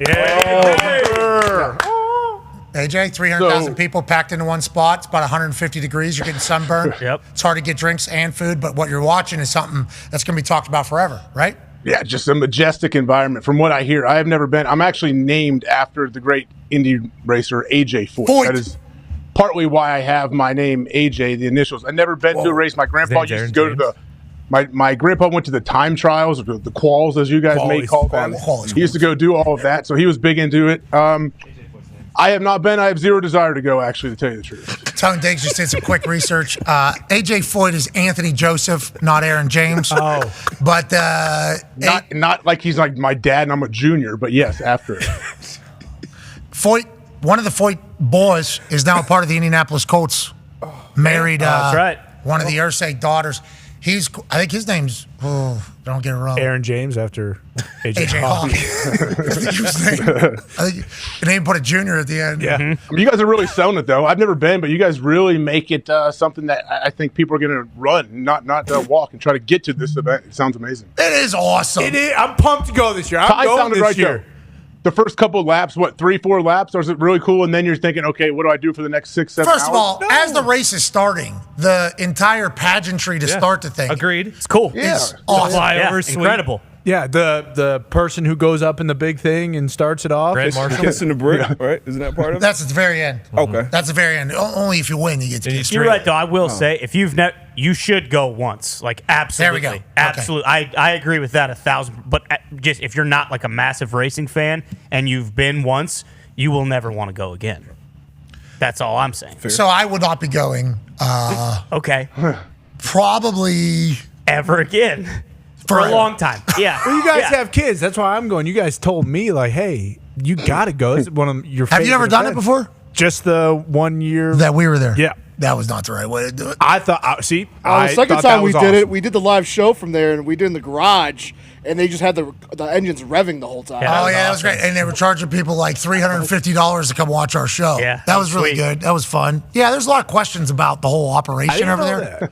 Yeah, it was great. I don't know if I'm going now. So how do the people get in here? Well, they got to buy this pass. Well, how much is the best? $350. Okay, that was very nice of you guys to do that. Everybody else is out there. Yeah, but you guys are in here. Yeah. We told them you'd all take pictures with them and all that kind of stuff afterwards too. So good people over there. Trophy sit. Yeah, talk about the Barn It's a great trophy. Yeah, it is. Second to Borg the Warner trophy. Yeah, absolutely, dude. The Brian Baumgartner trophy. It side eyes everybody and gives them nasty looks the entire time. Is that what it does? All right, let's. AJ, I don't know if you heard. Why is that guy always side eyeing me? I don't know.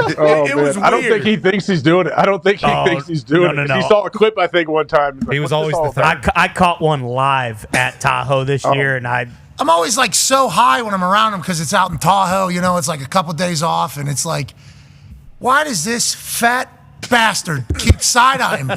I'm not an Office fan. I will smack this guy in the mouth. That's all I keep thinking in my head the entire time. I'm like, why does this guy keep side eyeing me? And everybody's like, he's a good guy. He's a funny guy. He does those cameos. He's making millions. He's a good guy. I'm like, well, somebody needs to tell him that I too, pretty good guy. Good guy too. And he stopped looking at me like this. Literally every single time he looks at me, that guy.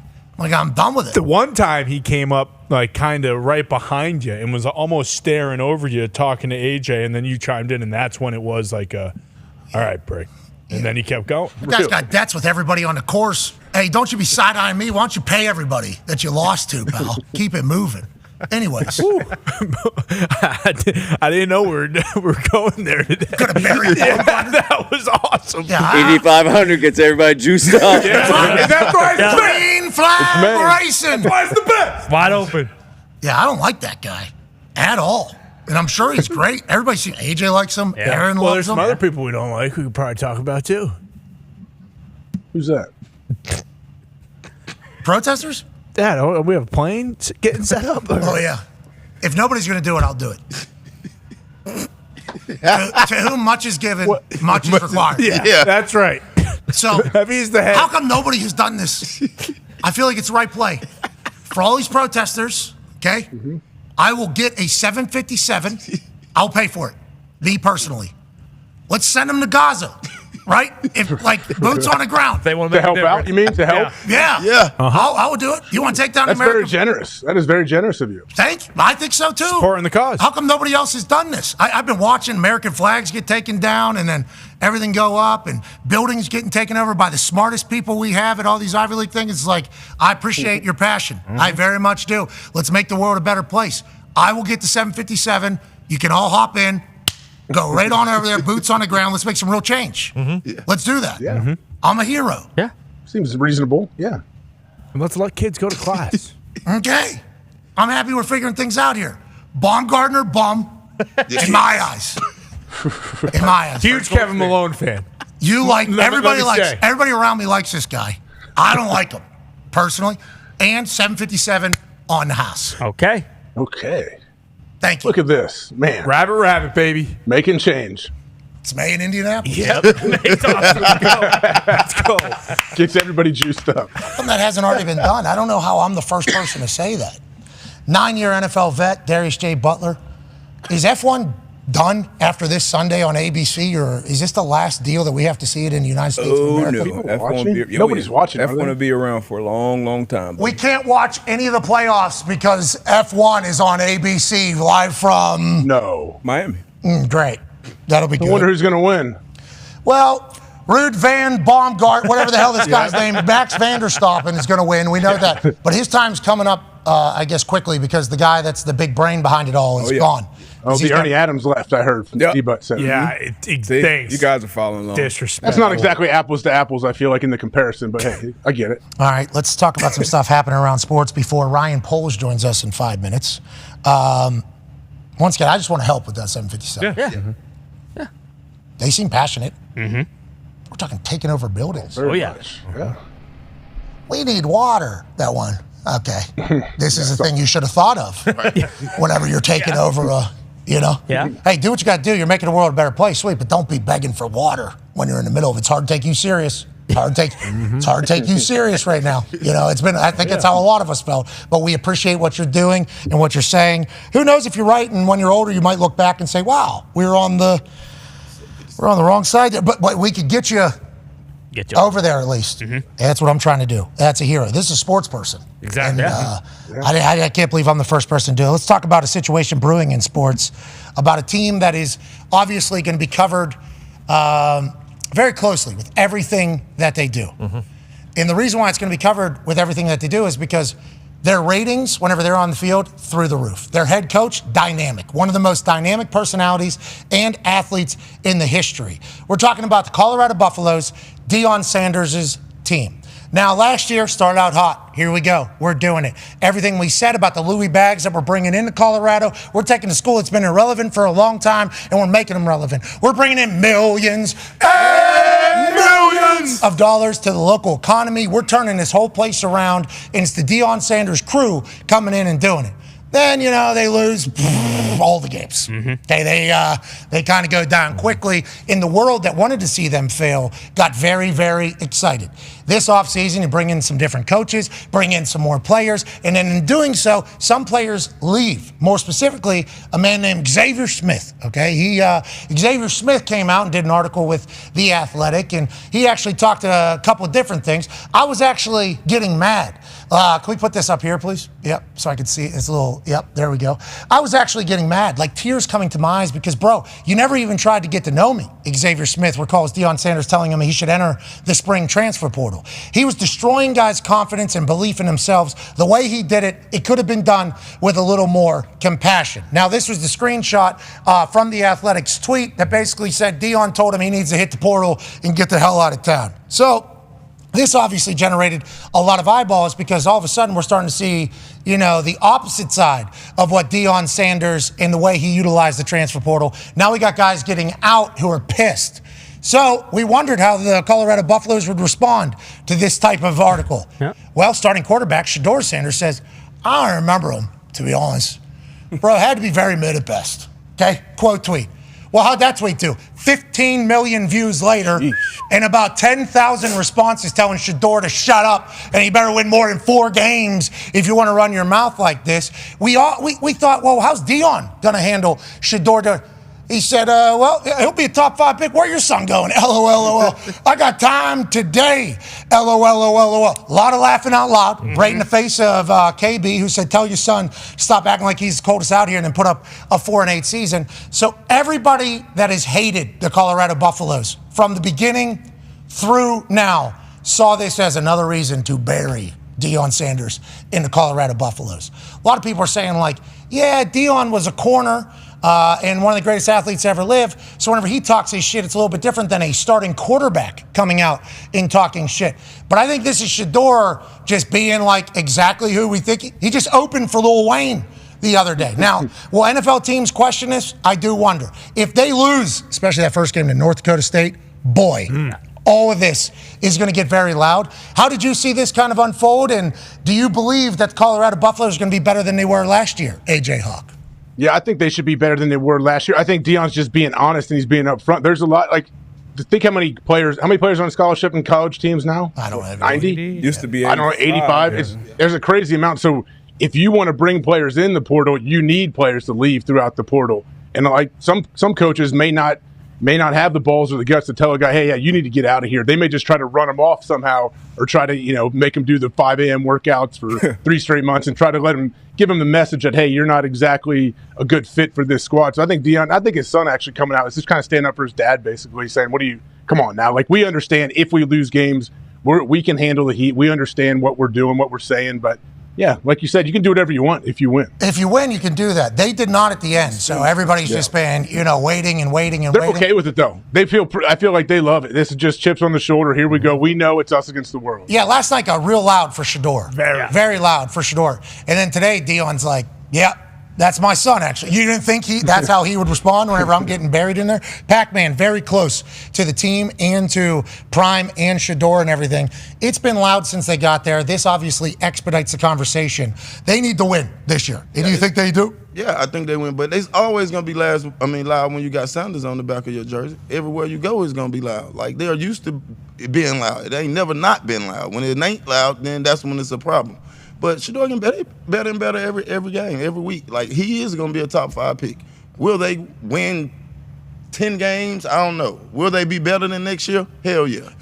And college, got to realize, it's no more just college, bro. You get paid to play. This is like the NFL now. All that, you could have did it better. Hey, bro, I've been watching you for 6 months. You suck. You might well enter the portal. Sorry to say it like that, but we're going to move on. And this ain't new. This ain't new either. We've all been on programs that AJ just mentioned. Well, I wouldn't say specific programs, but there are roundabout ways coaches will go about, running players out of it. It's kind of how the sausage has always been made behind the scenes. It's not pretty. It's a cutthroat business, and now it's more of a business than anything. Didn't love, Shador coming out and saying that. I just think it makes him look bad as a teammate. You know what I mean? If you're a quarterback. Leader of a program. Yeah, as a quarterback, it's just different. It's a different set of rules for quarterbacks, but I think they will win.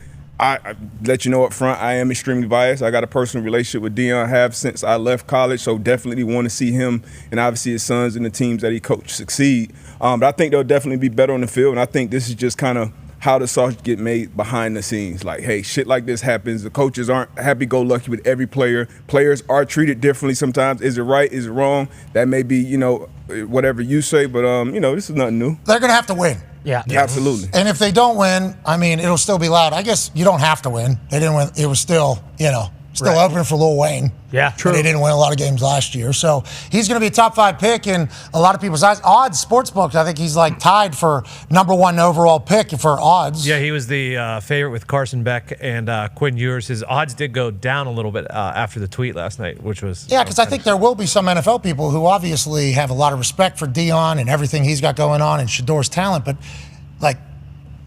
quarterback is just a different animal. Yeah. Because you're the face of the program, face of the organization. So him saying, I don't even remember this guy, is like, okay, well, he didn't get to know his teammates. Like, people can hold that against him. But Deion has said, I only want him going to 4 teams anyways. Right. So what are we even talking about? What an anomaly of a situation. Let's pivot away from that to the NFL with the team that had the #1 overall pick and the 9th overall pick. Only 4 picks in this year's draft at the beginning, the lowest out of everybody in the NFL. They made a couple moves, picked up 1, but 1 and 9 remained the exact same that everybody thought going in. Ladies and gentlemen, the man has been tasked with flipping Chicago back into a winner. GM for the Bears, Ryan Poles. Yeah. How are you, bub? What's going on? Doing good. How are you? Hey, I was worried we were never going to be able to talk to you again after our time down at the annual meeting. I'm very thankful that you're back on, and I can't fathom how cool you look as a general manager in the NFL right now. Look at you, cut-off hoodie, sick, flat bill, with a pen in there, always scouting, always judging. We appreciate you taking the time to join us here post-draft. So number 1 overall, Caleb Williams. We knew that forever. Did you know that forever like everybody else? Or was there a full process of trying to figure out who could potentially be the number 1 overall pick? Yeah, we went through the full process. The film was a film that stood out. It kind of had my heart from the beginning. But as we spent more time with Caleb and did our homework and got to know each other, it became clearer and clearer. Go ahead, AJ. When you see all this stuff surrounding, and I know you guys do a great job of having your blinders on and not listening to whatever pundits or mock drafts might be, you guys know who you have? Like when you know who Caleb is, does anything ever infiltrate your guys' building of all the, if people just want to tear him down because he's been the number 1 pick for so long? How do you guys block that out? And how do you truly know that, hey, like this is your guy? Yeah, I mean, I feel like with any relationship you're about to start, you got to see the other person eye to eye. You got to spend time with them real time and not take everybody else's, thoughts with that. So that's what we did. We sat down with each other. We had dinner together. All of our staff got to spend time with them. I want to make sure some of our players sat down and spent time with them as well. That means a lot to me. It means a lot to the locker room. So once all those boxes got checked, I really didn't care, about the noise and what other people had to say. Did you tell Caleb before the draft you were taking him at number 1? No. I think he knew though. Okay, all right. So there was, because that would be a whole nother animal. If Caleb was told and he didn't tell anybody, it's like, okay, here we go. We got another story, because coming out to AJ's point, it was like his team, closest source to him, were saying all these things. Then we watch him at the pro day, wrestling with his offensive linemen. His teammates love him. We met him at the draft, seemed incredibly humble. He introduced himself to everybody. It's like, checked all the boxes from our standpoint, from end of season to the draft. I feel like he did the same for you. And everybody's talking about that number 9 overall pick. It's like, okay, well, they're probably going to get out there to get more picks. And if they don't, they're taking Rome Odunze because him and Caleb are tight. That was going into the draft, people were saying that. And then all of a sudden it falls to pick 9. You knew Rome was going to be the guy if he was available. And how did we land on that particular pick as opposed to maybe trading out and picking up some more pieces? Yeah, Rome was at the top of our list. We have our draft board kind of separated by different colors.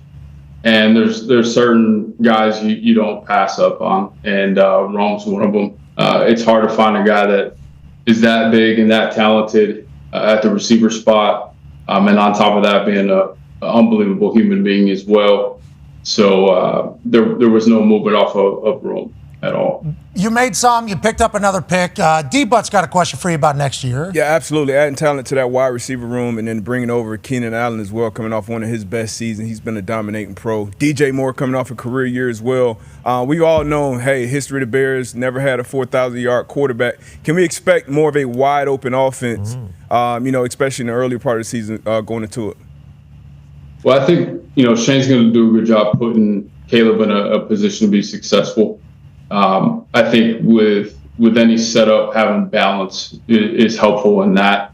And then with all the weapons that we do have, you would think that we should have some success in the air as well. But I think we want to keep it balanced, keep everyone, not knowing exactly what we're going to do, and take advantage of those matchups. And if it's a heavy box or light box, being able to exploit whatever part of the field we need to. So I'm excited. I think we've attacked every level in terms of our weapons on our offense. So we're pumped up. Yeah, you're bringing Swift, too, phenomenal running back. Obviously, that'll help in it all. And I think the big thing we noticed towards the end of last year after you brought in Sweat and then paid him, which a lot of people questioned, a lot of people say, you're going to pay this guy that hasn't been here a bunch of money. It felt like Eberflus's culture kind of settled in to the locker room, to the roster, to the defense. When you're meeting with these guys before the draft, are you asking questions to find out if they could fit in with Eberflus's culture? Is that a big part of it? And what do you think the culture of the team is? Yeah, no, we play hard, we play fast, we play violent, and you got to have passion for the game. And if you have those things, you're going to be fine. But there is a level of intensity that Flus brings and expects. It's just a part of the standard. So we want to make sure we're bringing in guys that can meet that. And it's easy to see. I mean, it's less than the interview. It's more on tape that we can see if you're going to be able to match that standard. And all the guys that we brought in do, even the punter. Well, that's what I was about to say. It's the only reason why I'm doing this interview is because I got a punter in here. Okay, let's talk about Tory Taylor. Ty was going to ask about him, but since you brought him up, I will. He's big. He's big dude. At Iowa, he was like winning them games. Like best player. Yeah, legit. He was. They were trying to put him in the Heisman conversation as a punter, which is obviously incredibly abnormal. But there's some games you watch. It's like, well, he just pinned 6 times inside the 5, and the Iowa defense is the biggest weapon for him. He was clearly #1 punter on the board. At what point, whenever you decide to pull the trigger on him, do you think it's too early for a punter, too late for a punter? How did you kind of go into making the decision to bring Tory to Chicago? Yeah, I didn't expect him to get much further. Definitely didn't think I'd be able to pick him up when we got to the 5th round. And really the thought process there is to make anyone we're playing really uncomfortable. I didn't play much in the NFL, but I know running onto the field and having the ball spotted inside the 10-yard line is a very uncomfortable feeling. It's disheartening at times. And I love taking advantage of field positions, and really that should help us with points as well. So I think it's going to add to our team and again, make it uncomfortable and difficult for any team we're going against. He's so powerful. I watched him at the Big Ten Championship in warm-ups, and I assume he didn't have his best warm-up, but whenever you hear the sound of when he hits the ball, it's like, oh, this guy's got a little boom. This guy's got some real boom.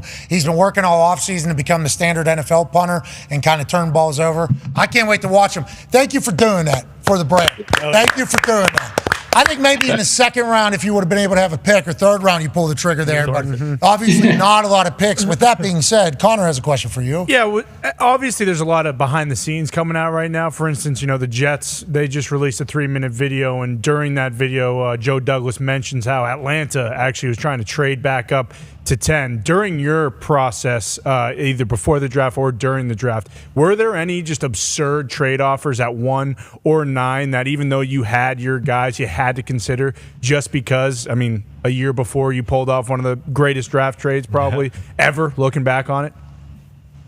No, nothing crazy. I don't think I ever allowed it to get crazy because, we were gathering information on Caleb, and I knew, again, from the tape, it was a rare prospect that had a lot of talent that could help us turn this thing around. So it was going to take a lot. So by the time we got to the point where we felt comfortable, I wasn't even going to take those calls anymore or even, listen to what it was going to be because I knew this was the right move for us. I kept it moving. But for 9, a couple calls, some interest. Probably similar situation with the Jets, but nothing that was going to take us off of Rome. We watched that video of Joe Douglas. We'll air it here in a little bit that the Jets put out. The amount is it that intense in every? Are you? I mean, he was. I'll call back. Yeah, and why is he using a cell phone there? Do you guys not have just a phone that one button every single GM, or how? What are the operations behind it all? No, we all have phones that are wired into every draft room, but I think it's just habit. We all call each other off of our cell phones, so we just jump right back into that when we're in the rooms. I was so flustered. I'm like, why the hell is he using his own? Yeah, because Ballard, all the Ballard videos. Yeah, he's on the landline. Yeah, and it's like they're recording all those. Joe Douglas is on his cell phone. We can't hear shit. Yeah. We can't hear a single thing. He's like in the background. He's like, what does he say? Can we put some captions on there? Yeah, there he is. He's literally sitting in the back of the room. We'll watch this video later. It is fantastic. Is that an accurate depiction of every room?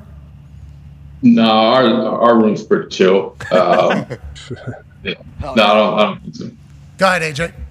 Have you ever heard of a room or been in a war room to where you do have like someone, the GM or owner, limits cell phones or says, hey, we can't trust anybody? I don't know if anyone in here is texting a reporter, tipping things, trying to get information. Have you ever heard of any rooms where they do have to kind of take those precautions? No, I mean, I've had rooms that, limit how many people are in the room. It could be 4 or 5 in the room and keep everyone outside for that issue. Announce that list. If you're the GM, how do you let people know? Hey, you're coming in. You're not. Like, how do people know if they're coming into the room? Yeah, I'm sure there's an email or just kind of a notification of, it's only going to be the top decision makers, directors and above that are going to be in the room. But it's important for me. Everyone's had their hand in the situation or in the process. There's a ton of hard work that goes into it across the board. So on that day, I feel like it's right to have everybody in there. And if you're on staff, I trust you. So you keep the whole crew in there to go through the process. Well, Raj told you to take the full 10 minutes there on that first pick, or what? How'd that work out? I had to take 5 minutes to let 5 minutes go by first. We found out about every pick 10 minutes before they all came out. We knew Odunze at 6, I think. Yeah, the internet just had them all. So we had a little situation with the NFL actually, because the internet knows all these picks before everybody else. And I think that's why AJ asked about how do these things get out? What is it? You guys get a heads up before everybody else about who's picked before you, or how is it different from where you are versus where we are? Yeah, we just have the league has a live draft site. So as soon as enters plugged in from a draft room, it gets posted onto this site. So that's why when you listen to the Jets deal, you'll hear someone yell the pick pretty quickly.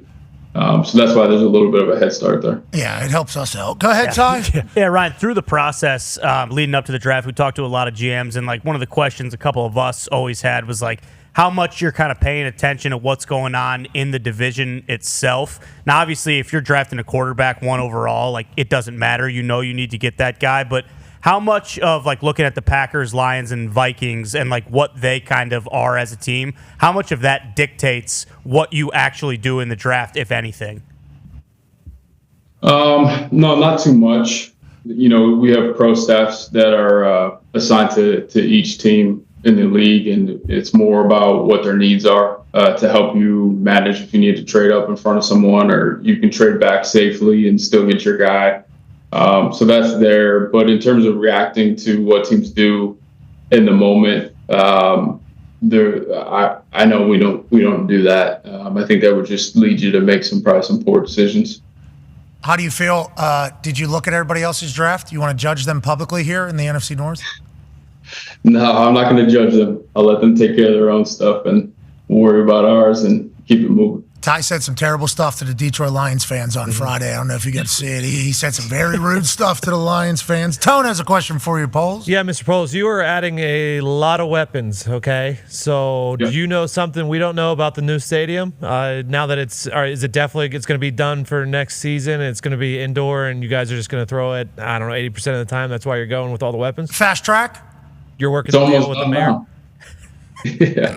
No, I don't know how long it's going to take, but we're excited about the the stuff that they put out and the images of it. I think it'd be really cool, but we'll see how long it takes. But no, we'll be outdoors for a little bit.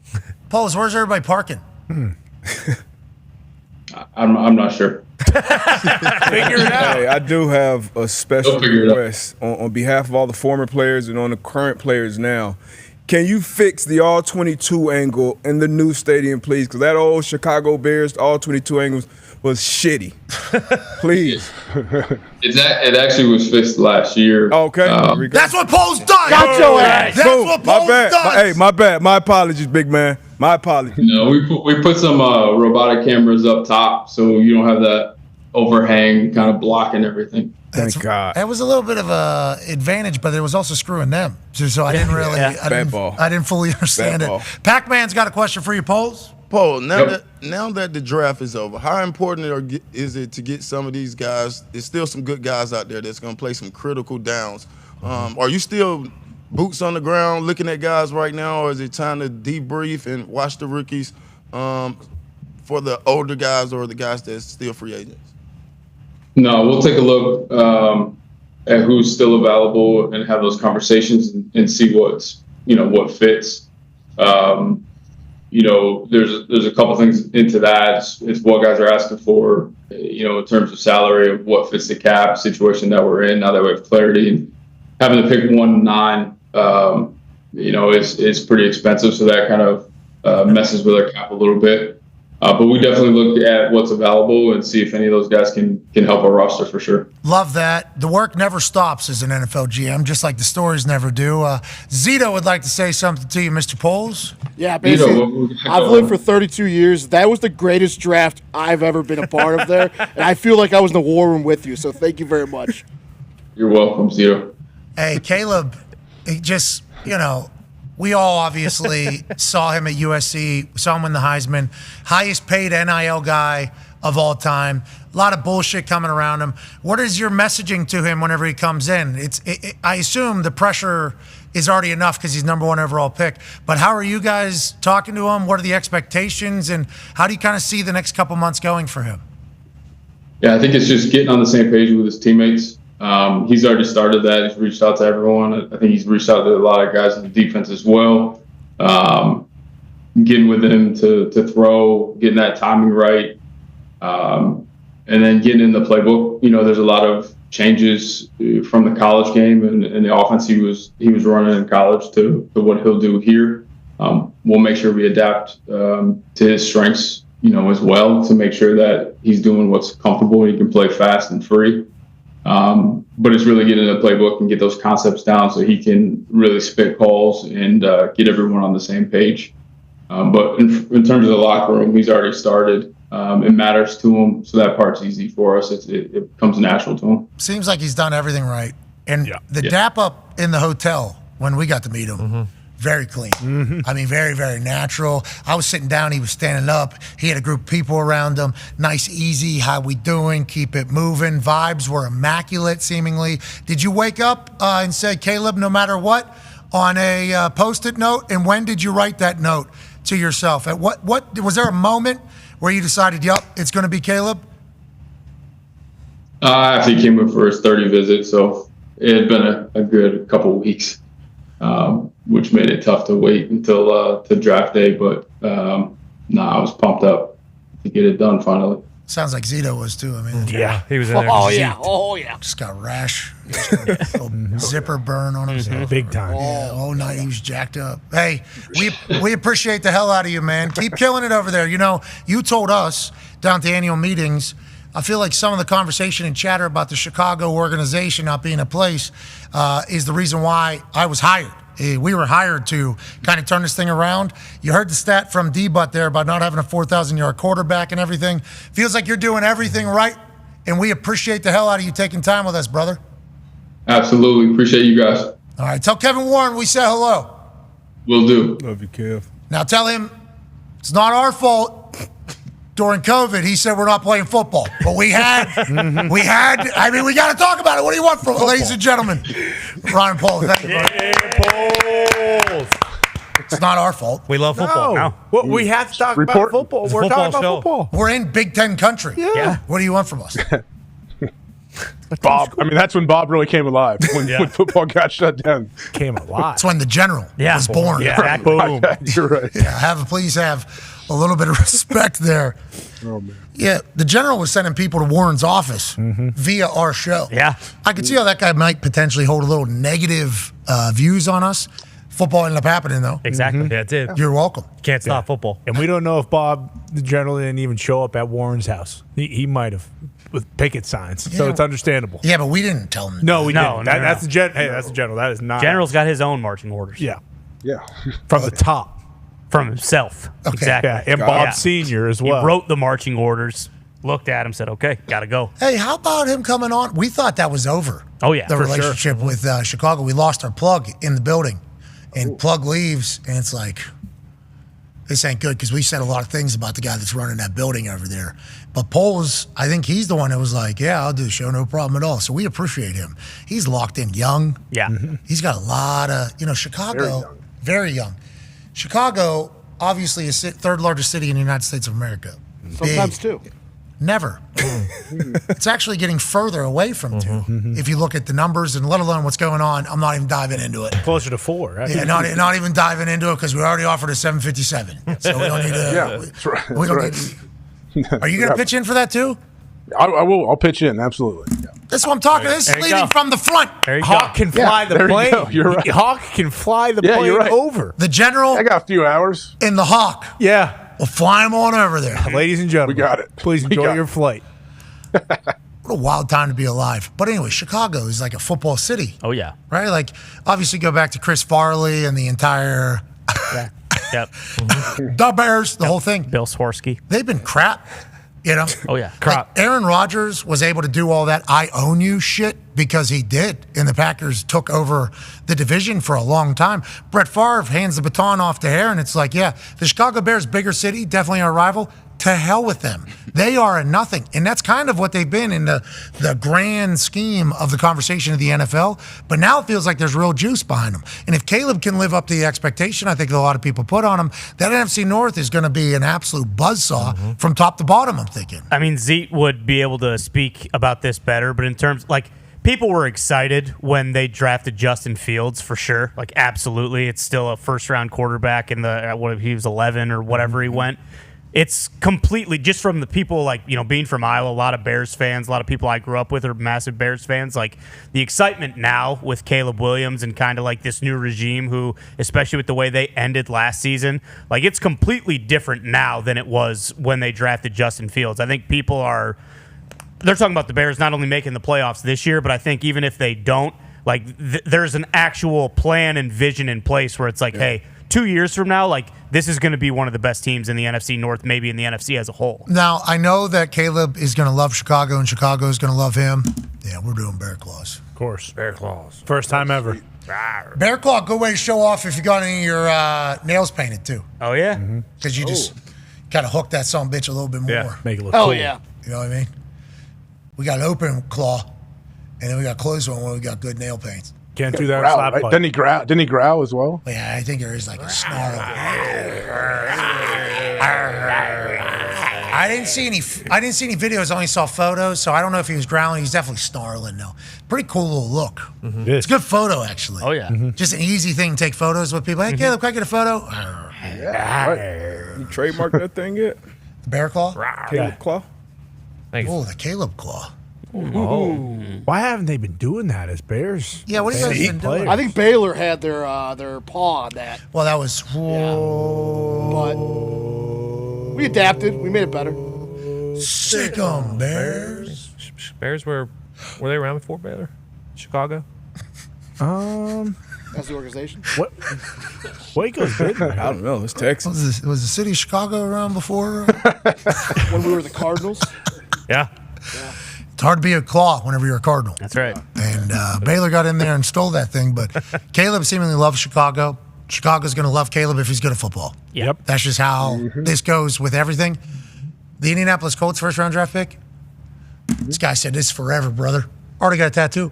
Latu got a horseshoe tattooed on his right shoulder. What's your face? That's a beautiful tattoo. Hey, bud. That's I mean, we got to be honest here, right?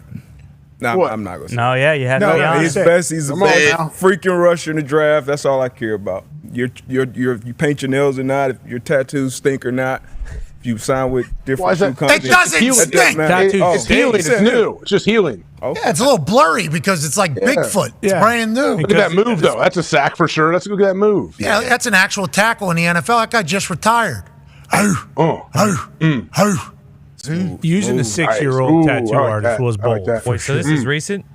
No, he knew he was going to the Colts. Okay, that's. He's wearing the Colts stuff. He knew it was going to happen. He's like Oz the Mentalist. Yeah. Wasn't his draft party? He was in a tattoo parlor. It's a big And so as horseshoe. soon as he got drafted, boom. It does look like there's a chance that's a prison or living room tattoo on his arm. He's going to have to add some to it. He knows that. Yeah. He's Latu. Right. He knows that he's going to have to add to it. But I just like the fact that he said, forever, brother. You guys changed my life. He's grateful and thankful. And the city of Indianapolis, which is celebrating its greatest month starting today, Hell yeah. appreciates him for that. What do you call? What's this month called? May. Yeah. That's it. I didn't realize it was such a big deal. Is there really checkered flags hanging up and stuff? Yes, brother. It is May 1st. You bet. Because the Indy 500 is sometimes happens at the end of May. It always, Not sometimes. always. It is the greatest month in any city in the United States of America. I'll send you pictures of my neighbors. There's so many stupid checkered flags. Oh, okay.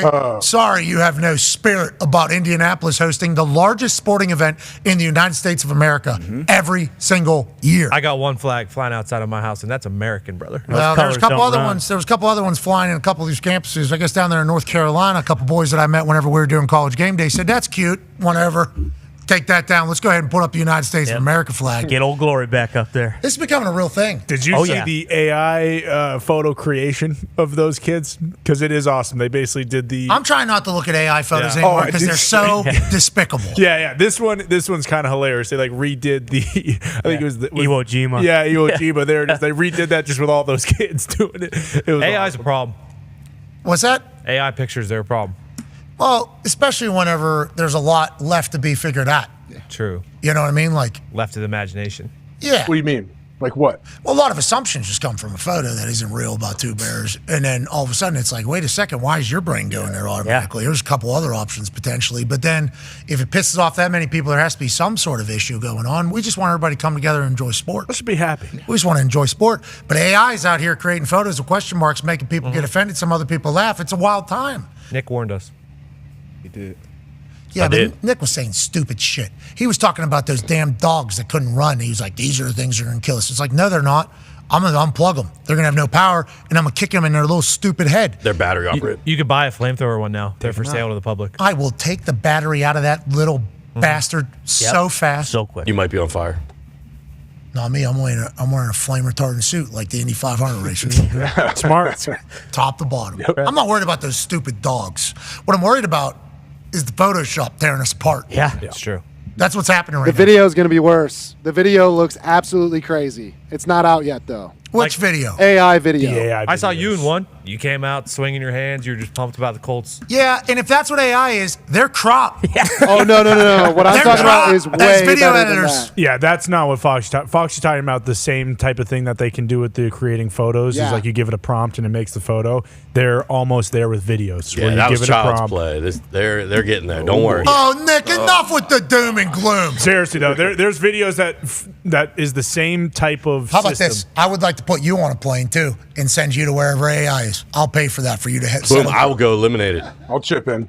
Like Thank Terminator. me and AJ paying for planes for everybody to go make boots on the ground and make actual effects on things and change things. You're welcome, Nick. Good luck wherever the hell Thank AI you. is. As long as the general and Hawk are flying the plane, leading the charge. Joining us now as we wrap up on ESPN, but he deserves to be on ESPN.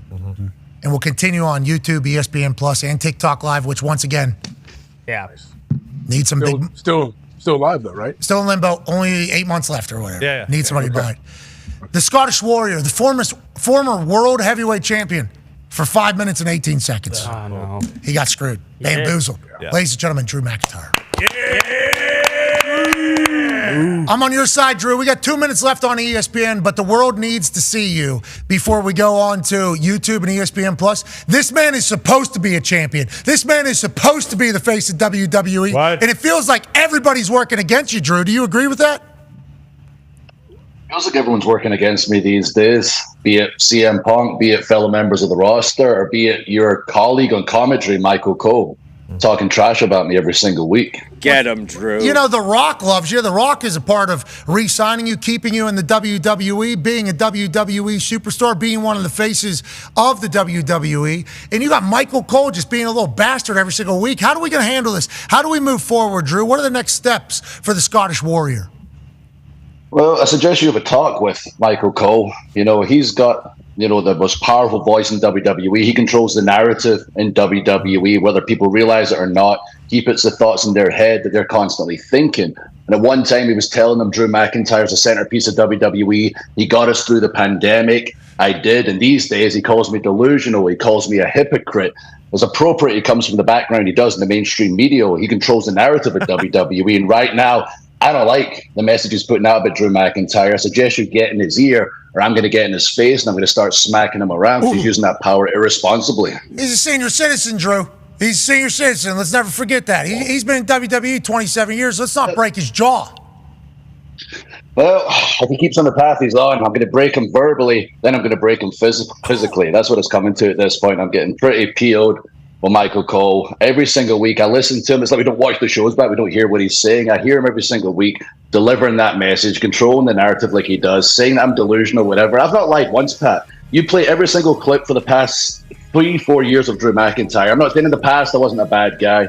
I ain't a bad guy these days. I'm a truthful guy. And the world doesn't like the truth apparently anymore. Michael Cole apparently doesn't like the truth anymore. It's just a reflection of society. You tell the truth, suddenly you're a bad guy. You find one lie I've said, I'll call you a liar because I ain't lied once. I keep standing on business. That's right. SOB. Isn't that what he's doing? Yeah. He's standing on business out there, Drew McIntyre. And before the boys have their question, I want to let you know, when I told the boys this morning Drew McIntyre is going to be on today, big pop out of everybody. Yeah. Big pop out of everybody. The boys love Drew McIntyre. Now, Michael Cole might be, speaking out of both sides of his mouth. And that's what Michael Cole does. He's the voice of the WWE. I'm giving him the heads up. I give the heads up privately. I'm giving you the heads up on your show to get in his ear. He's going to see this. And he either changes his ways. Do you think I don't watch the show back? Of course, I'm a professional. I watch the product. Every week I hear him spreading those lies, and it's getting to the point. I'm calling him out live on your show right now. When we get back to my freaking show, the mood I'm in recently, thanks to CM Punk,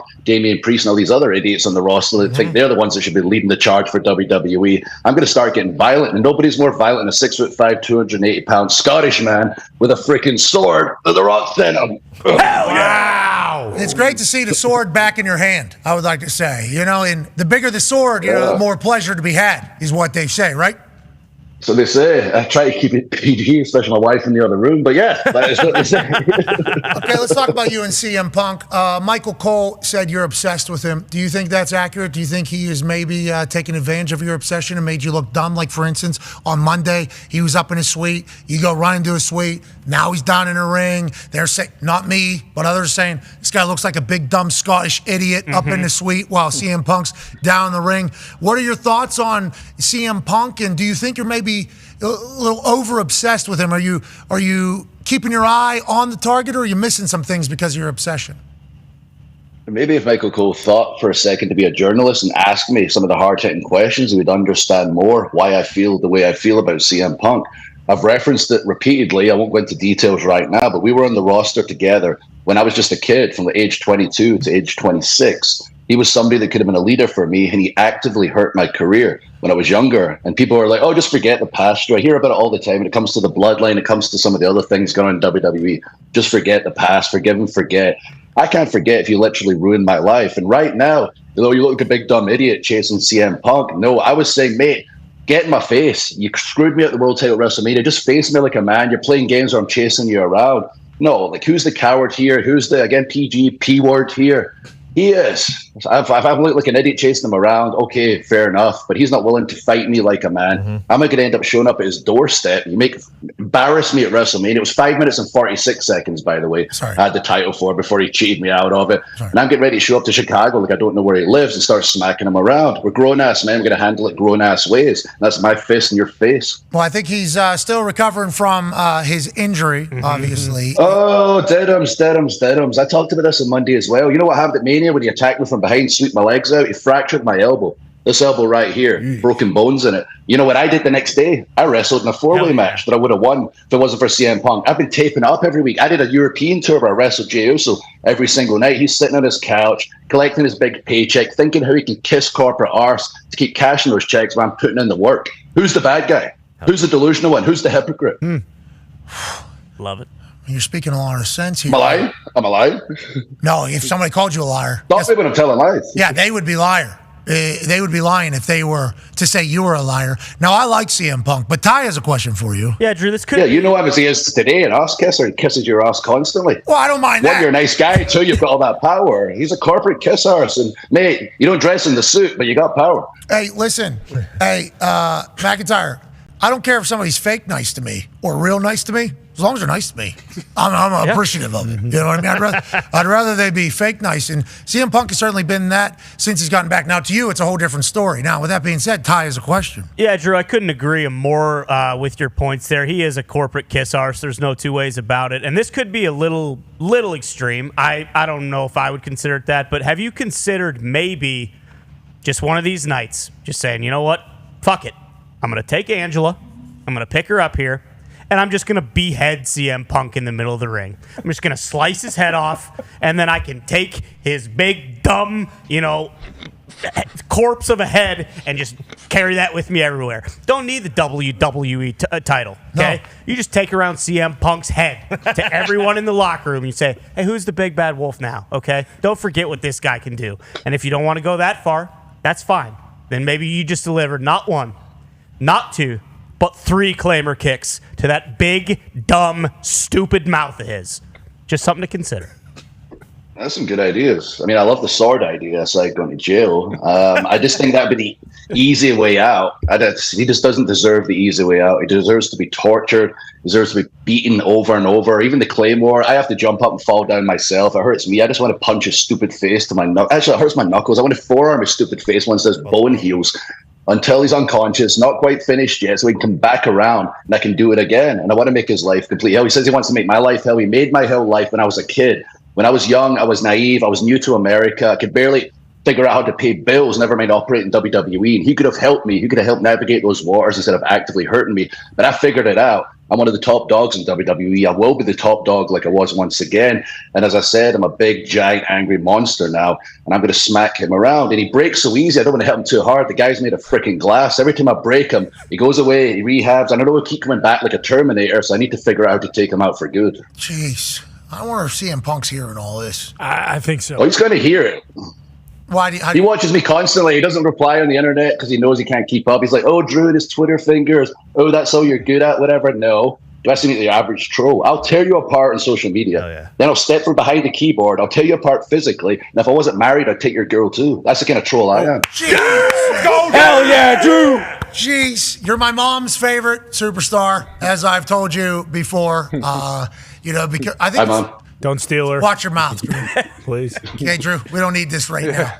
But you come out. Oh, yeah. Oh, yeah. Yeah. It's a fucking movie here. Yes. Just absolutely shredded. Yeah. Somehow way too athletic, too. Like the kip up at 200 and what? How much do you weigh? Right now, about 282. How tall? 6'5.5", and it's a half inch. It makes all the difference. Amen. That's what I've been saying this whole time. And then, what's your body fat? Do you get that tested? No, I don't test that. I don't have a diet as such or anything. I just lift heavy weights. I eat lots of food like a man. I don't measure that. I don't watch what I eat. I just put the work in the gym, the work in the ring. That's all I do. You're a fucking weapon, dude. Go ahead, AJ.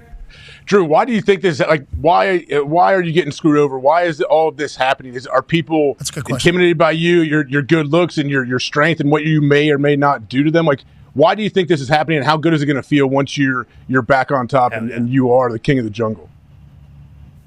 I feel great when I'm back on top. I don't know why. Things have been going the way they've gone. I feel like a lot of people are against me on our roster, and I guess it's just WWE's on fire right now. We've never been in history. We're making billion-dollar deals left and right. We've got the billion-dollar man, Nick Khan, closing all these deals for us left and right.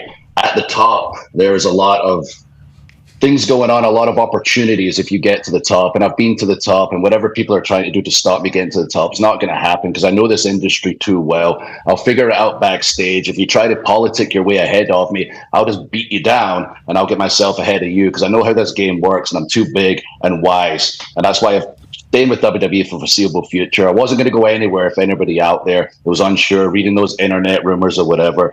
We're just in a place where, I had to get things right for my family. I got with Nick Khan, I got with Triple H, they were so understanding, and we got things right for the future. Drew McIntyre was never going to go away from WWE, and it's awesome that The Rock made that announcement. It's the first time he's done that for anybody in a roster, that Drew McIntyre's re-signed with WWE. And I want to talk about something positive, an inspirational headline. I was fired in 2014 by WWE, and I deserved to get fired. I needed to get fired to truly find myself. And 10 years later, The Rock's announcing that Drew McIntyre's re-signed with WWE. For anyone out there who's made it, and then you get knocked down in your butt, you got to keep fighting. You got to keep pushing forward. You got to leave no stone unturned. Put the work in. Be accountable to the person in the mirror. And you can do freaking anything. I've done it time and time again, and this is the most recent incident of it. Hell yeah. Go. Hell yeah, Drew. Hell yeah. Obviously, we as WWE fans are pumped to hear that you're never going anywhere else and you're sticking around for a while. The man you've mentioned a few times there, Nick Khan, there was some internet rumors about him too, selling stock and shares and everything like that. After talking to sources, can report some breaking news. That's not true. Has never sold a single share of any stock since getting to the WWE. Hasn't even put them up for sale, which is an entire process to do that. So that was a bunch of bullshit as well. So when you're talking about the WWE climbing, I love that you're going to be around. And I love that Nick Khan is going to be around. Things are seemingly, swimmingly beautiful for the WWE, but this man needs to stop getting screwed. It was evident the other night, Khan, man. Yeah, Drew, it's pretty ridiculous. We talked about it. When the draft started in round one, pick one's getting about to be, announced. Are you preparing to walk out there because, like us, you just assumed you were the number one overall pick? Or what was that kind of reaction and feeling when you realized that you were sliding down the board?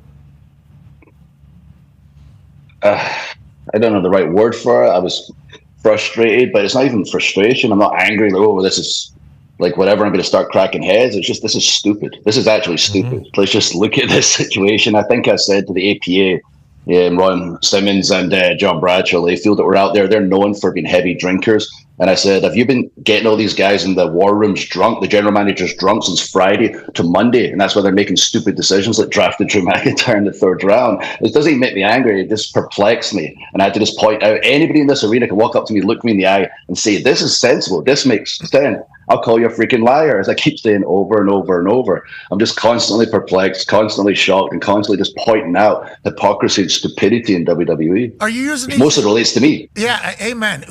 Once we found out that you were not we weren't able to catch Friday's show live because I was in West Virginia and I was politicking for fans for the spring game, so I had to go to every bar in town that I went to. Good for you.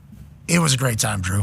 Hey, proper night in more. I mean, we had a proper night. Tell you, I'll never have a drink with you, CM Punk. That guy's a good time. Give him a Pepsi all night. What do you mean? Swing.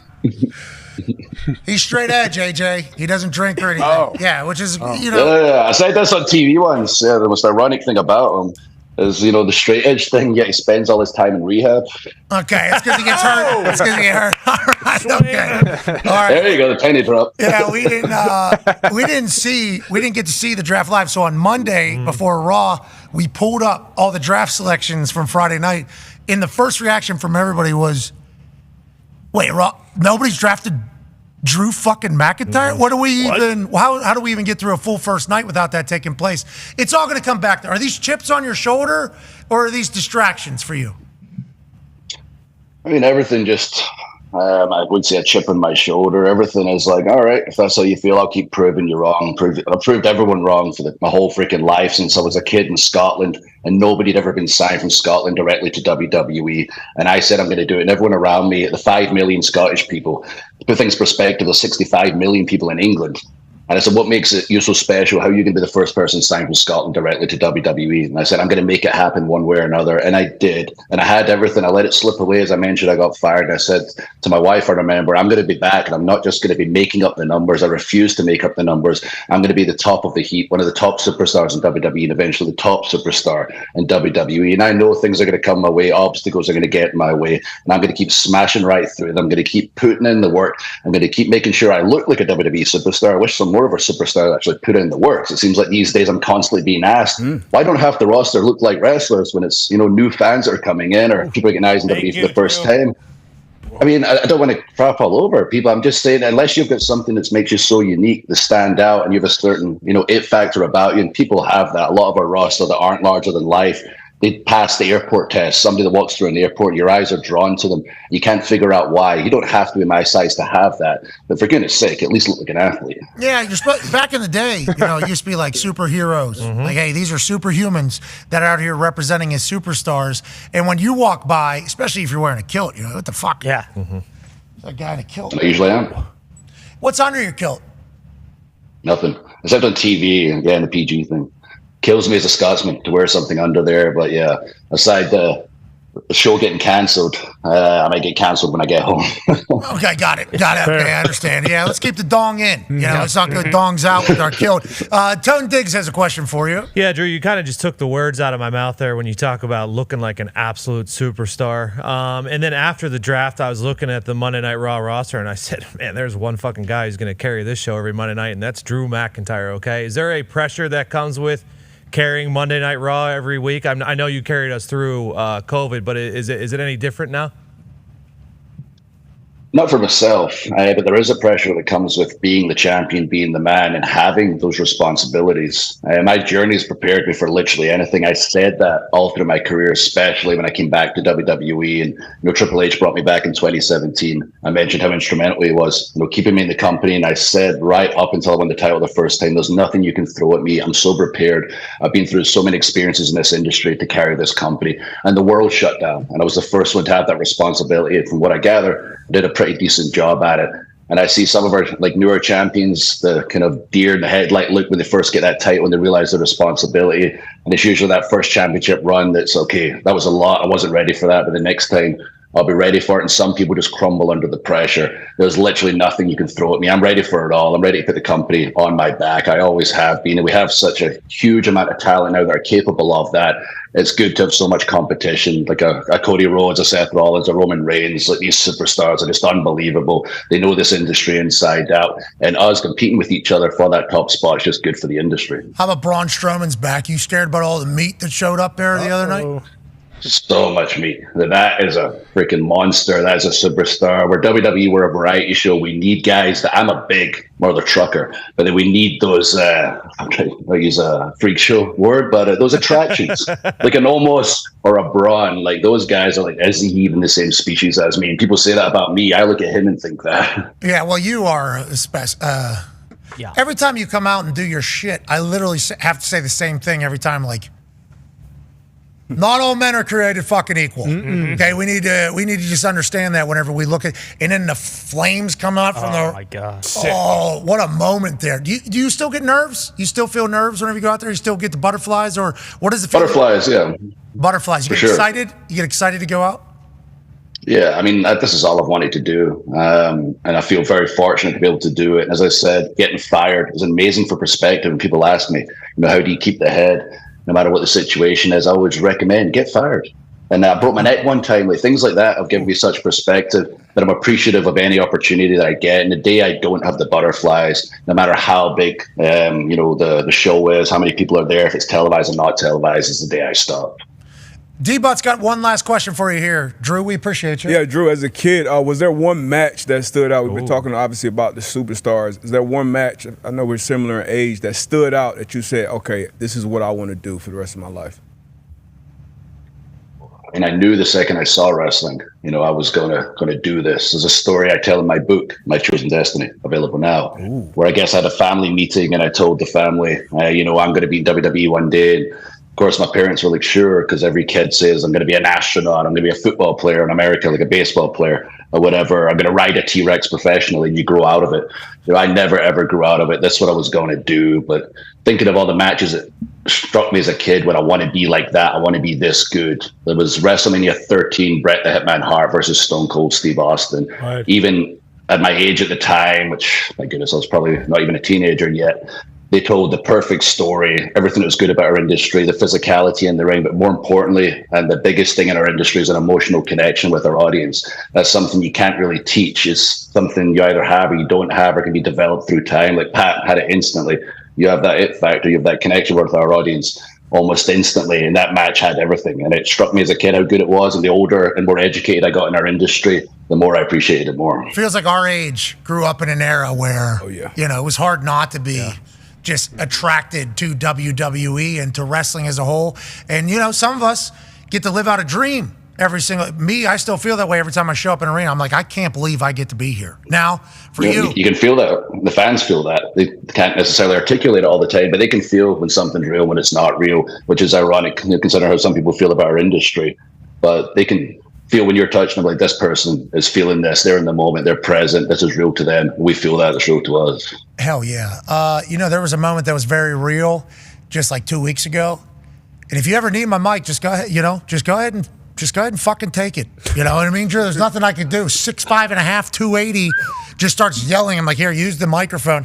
You need to do that more often. That was my indoor voice. Yeah. Okay. Yeah. 6'5.5", 280 indoor voice. That's great. As we wrap up this wonderful conversation with the Scottish Warrior, the last man, to be the world heavyweight champion, has not gotten his rematch. And I believe there is a rematch clause. Come on. In championship. I don't know if it has to be more than 5 minutes and 46 seconds, though. That's not a shot. That's real. I don't know what the rules are. No, the rules change when it comes to Drew McIntyre, apparently. But, it's the story of my life. I just go with the flow. I keep pushing forward. Now we know, as I said, thanks to The Rock's announcement, thanks to Triple H, thanks to Nick Khan, and I'll be with WWE for the future for years and years. I'm excited where we're going, and I'm excited to start smacking some heads around now that I know I'm going to be here. And again, Michael, you're listening. I know you're listening. Wow. Please correct what you're telling the world. We know what's happening with Punk, and I'm going to get my hands on that title. So Priest, enjoy it. I said now he's a transitional champion. I meant it. This is his moment. Please enjoy that moment, Priest. You've worked a long time. You've got a very inspiring story. This is your time. Get the time in, because when I'm taking the title, it's not going anywhere for a long time. That's El Campeon, Damian Priest, who cashed in his Money in the Bank briefcase on Drew McIntyre after he was taken out by CM Punk at WrestleMania, right on our commentary. Yeah. 2 feet away from me. It was history obviously happening. Michael Cole has responded. He's currently on a plane to Lyon, France. He's got to do some press events. He said to me, "You're a massive prick. Way to defend your partner. Senior citizen? Fuck you." On a plane to France and had to watch that clip. My phone's blowing up. Why don't you stick up for me? Well, I want to let you know, Drew, I don't like what you said about Michael Cole, but I will say. Do it now. Yeah. But if he didn't mention me once. No shit. You're Scottish born. Cole's a wuss. Yeah, there's a reason. Drew, we appreciate the hell out of you, brother. It's an honor to watch you work on Mondays. Can't wait to see you next week. Oh, yeah. I appreciate you all having me, lads, and Pat, I'll see you next Monday. Hopefully people will learn something, especially in WWE from this interview. Maybe they'll learn Michael Cole's a bitch, dog. There we go. Can I say bitch? Michael Cole, stop being a little bitch. I work hard for this place. Whoa. Hell yeah. Don't say that about Cole, Drew. But if you do, it's all right by me. Ladies and gentlemen, Drew McIntyre. All right, let's get to a break. That's awesome. Wrestling conversations are the best. Love them. Need to do that every Wednesday. Or shoot, brother. Yes. All right, on the other side, we got the brand new GM of the Los Angeles Chargers. From Drew McIntyre, Scottish Warrior. Yep. To Joe Ortiz. Boom. The new general manager of the Los Angeles Chargers. Be a friend, tell a friend something nice that might change their life. Take 5.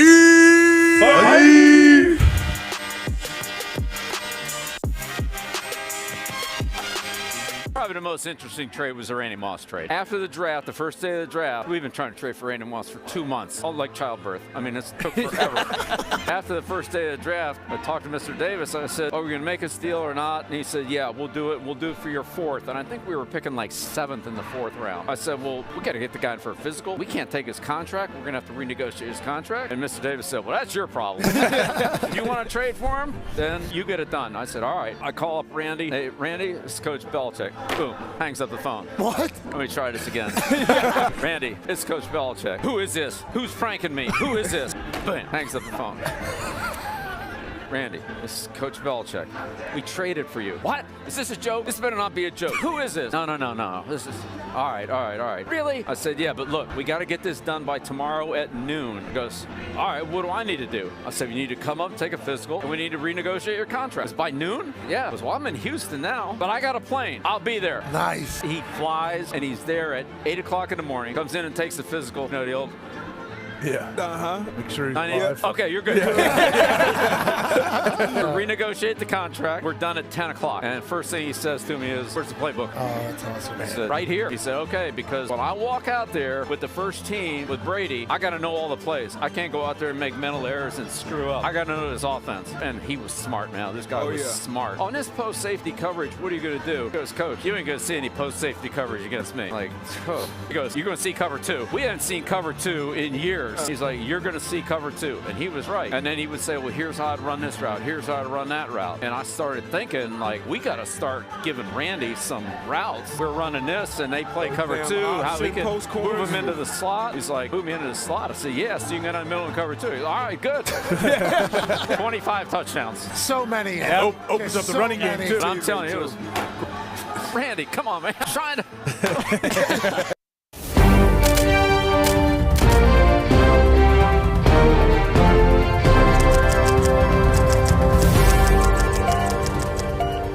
Hello and welcome to the special investigative report.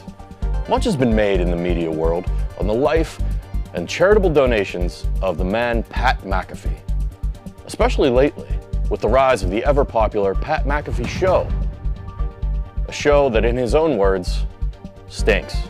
We thought it privy to dive into the inner workings and machinations of this tiny business, this small regional show that has reached international discourse.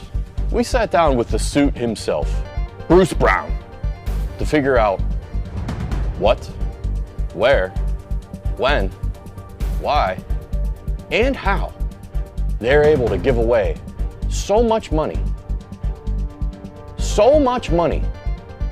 to the viewers of this incredible program. So yeah, when you enter a Pat McAfee Show giveaway, essentially, the entire hashtag will be downloaded into an Excel file, and the winners will be randomized within that. And then we do a quick scumbag check, basically click on the profile and make sure, you aren't a robot or blocked by Pat. And then it'll be transferred over to Dirty Gertie, who creates the Winner Wednesday graphic, which then runs on the show each Wednesday in a commercial break. If you win over $599, we're going to need your email, or you can email giveaways@patmcafeeshow.com. If it's under $599, all we need is the easiest way to pay you digitally. And if you win merch, obviously we need your size, address, and what you want from the store. Usually I'll just reply to you on Twitter. If you have any questions about any giveaway, whether it's cash that you either are waiting on or merch, yeah, you can just reach out to me on Twitter or email giveaways@patmcafeeshow.com. Please give us about 1 to 2 weeks to sort out your prize. That's typically how long it takes. But again, if you have any questions, just reach out to us. We reached out to PMI's money man himself, CFO Phil, for an on-camera interview.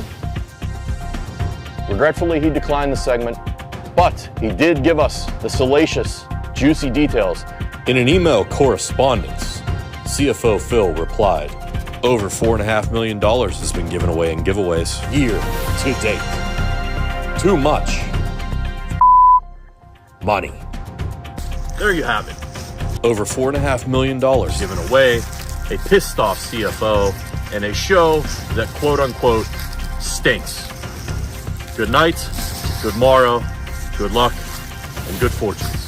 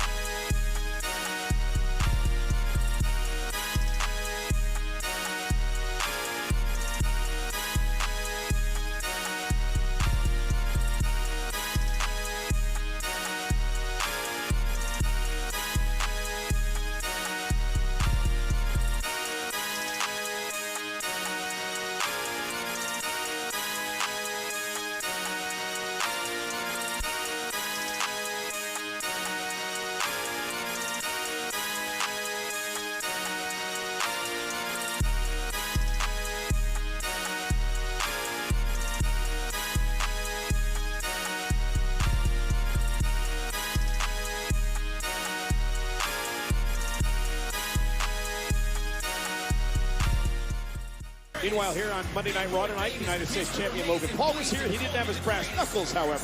Yeah, and then Patrick Mahomes, this man is a GOAT in the making. Hands over his 3 Super Bowl rings that he already has by the age of 28. You're talking about an absolute weapon. Who knew what he was doing? Look at these two looking at each other. Look at his face. Where you are for me? Where you? I'm sorry. Sorry about it. He knew what was about to happen. Logan Paul had bad intentions, but they had a prime handshake. And then you look at these bad boys, shined up bright. Those things were earned over a full season, a playoff run. That was majestic. Some balls to Travis Kelce. A story that would change the NFL forever. And on this night, Logan Paul wanted to use him to knock the yeet out of Jey Uso. Boom. Instead, he hits the massive dome of J.D. McDonough with him. Patrick Mahomes ended up helping society tonight. And in doing so, Logan Paul probably messed up a friendship with the Judgment Day forever. That was Shout out to Jey Uso, laughing his ass off. That was the Piero Panistrators. It was okay. Hey, 1. Let's go. This show sticks, and the fact that you listen, we are very, very thankful for.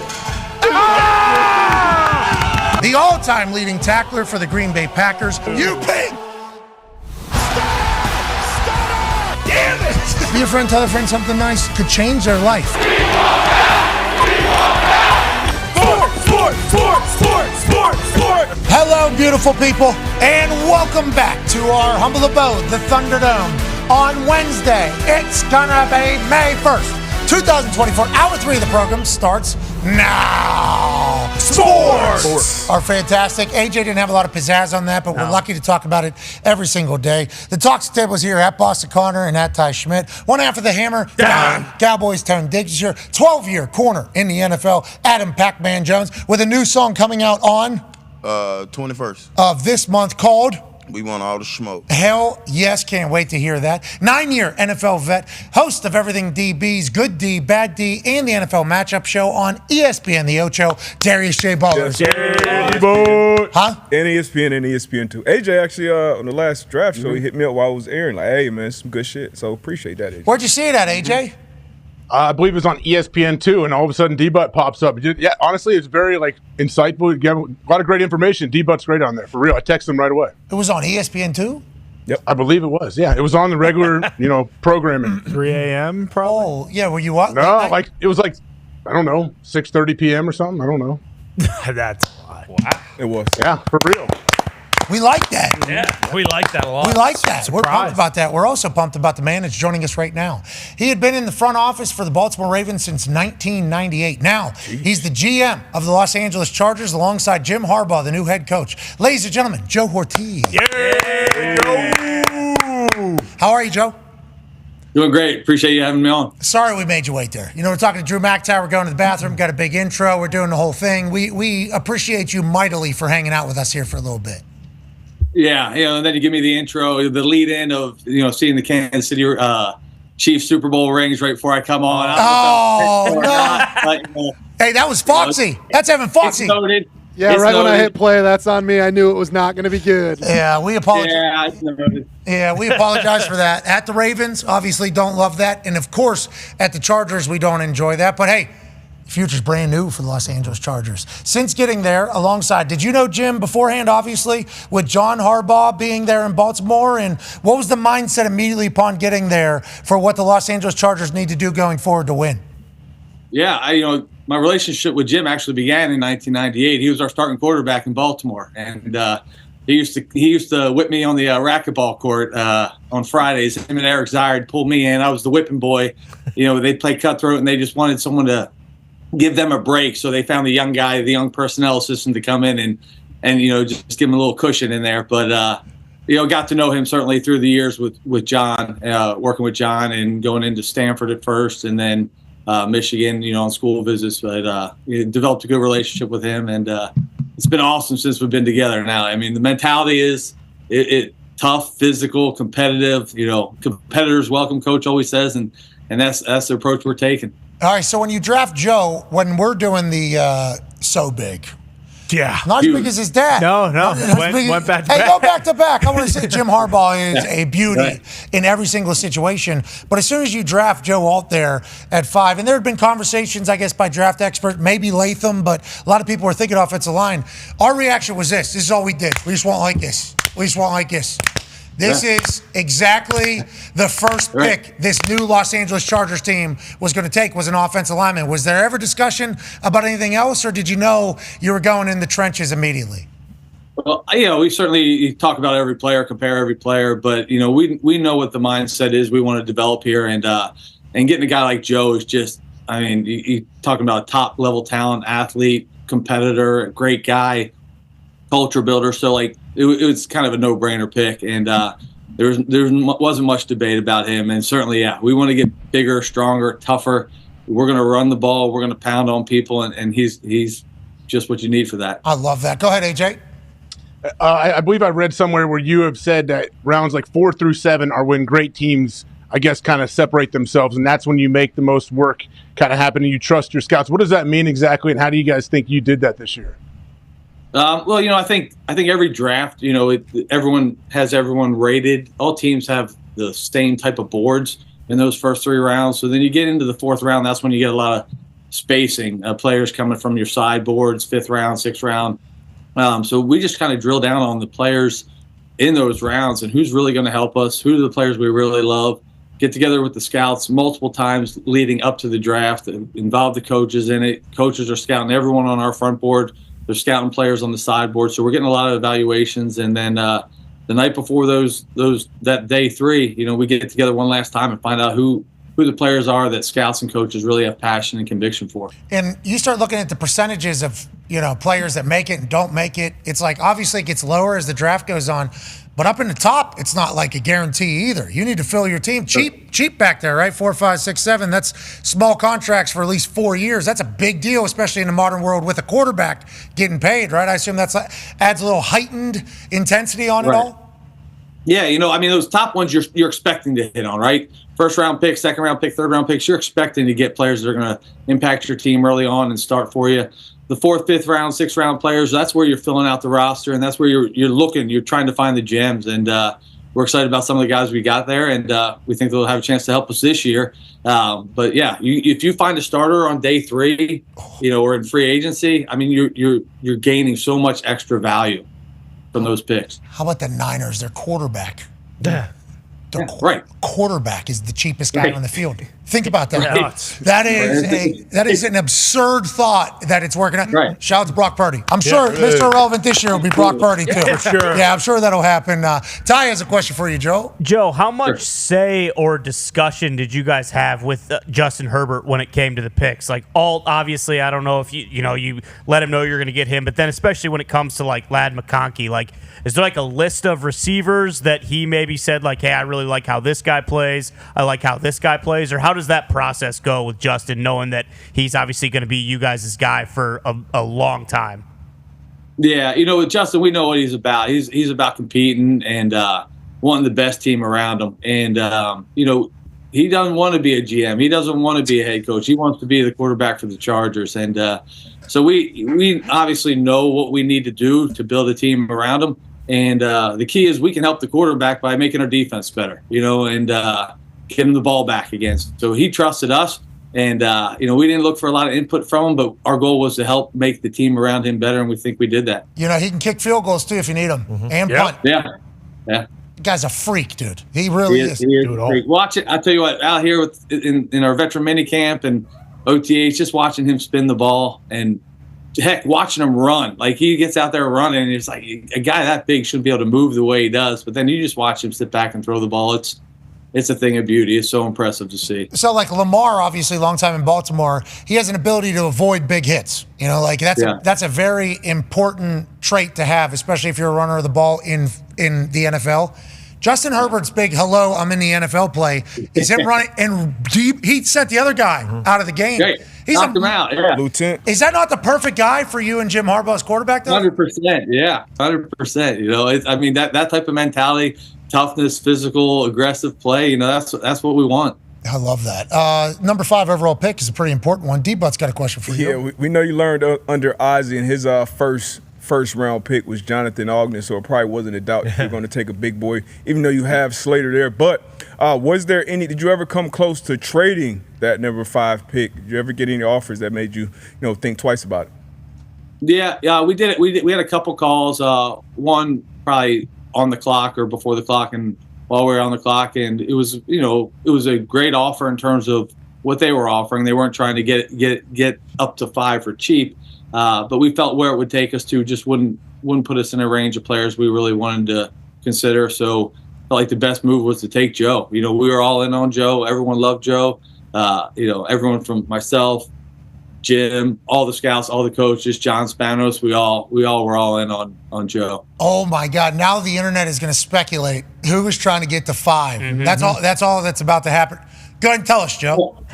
I won't tell you, but come on. There were a ton of there were a lot of teams calling me before the draft, and one called me during the draft, and while we were on the clock, and we just weren't willing to move. Hey, Chargers digital team, let's get that shit out. Need it. We need that. We need that ASAP. Connor's got. That was on my cell. That was on my cell, so you couldn't hear the recording, so you got no idea. Oh, so that's why you guys do it. We saw the video of Joe Douglas on his cell phone, and we asked, we're like, is there not a phone to everybody? Why are we relying on that? Got it. And so nobody hears any.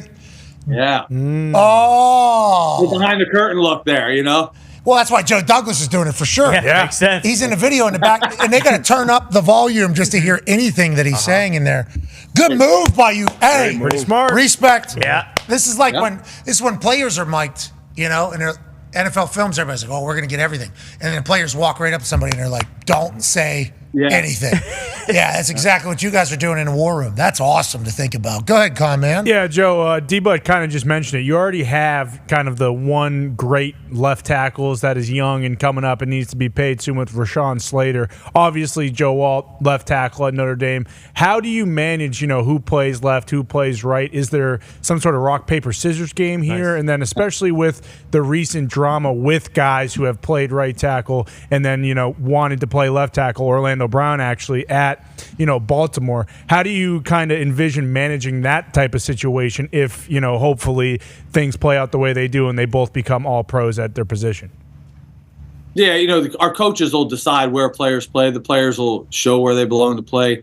I think the goal is to put the best 5 guys out there when you're talking about the offensive line. And we did it in Baltimore when I was there. We took Orlando. He was left tackle, put him at right, and he just wanted to play. And Joe, knowing the competitor Joe is, he's going to play wherever we put him. And same goes for the rest of the guys on our offensive line. So we're going to put the best 5 out there and get after it. I forget before the draft. I'll be excited to see how that shapes out because, just dogs. It's not bad to have a plethora of dogs on the offensive line, especially when he paid the quarterback and everything like that. There was a little bit of chatter. I don't remember if it was after the draft or before the draft that we didn't even really think of. But when Jim was coming out talking about J.J. McCarthy being the best quarterback in the draft, the best workout he's ever seen, some people, I guess, were like, all right, prove it. Trade us Justin Herbert, and then you guys draft J.J. McCarthy. Was there any real conversations that took place around, like not from your side, but other people calling, thinking it's a potential reality?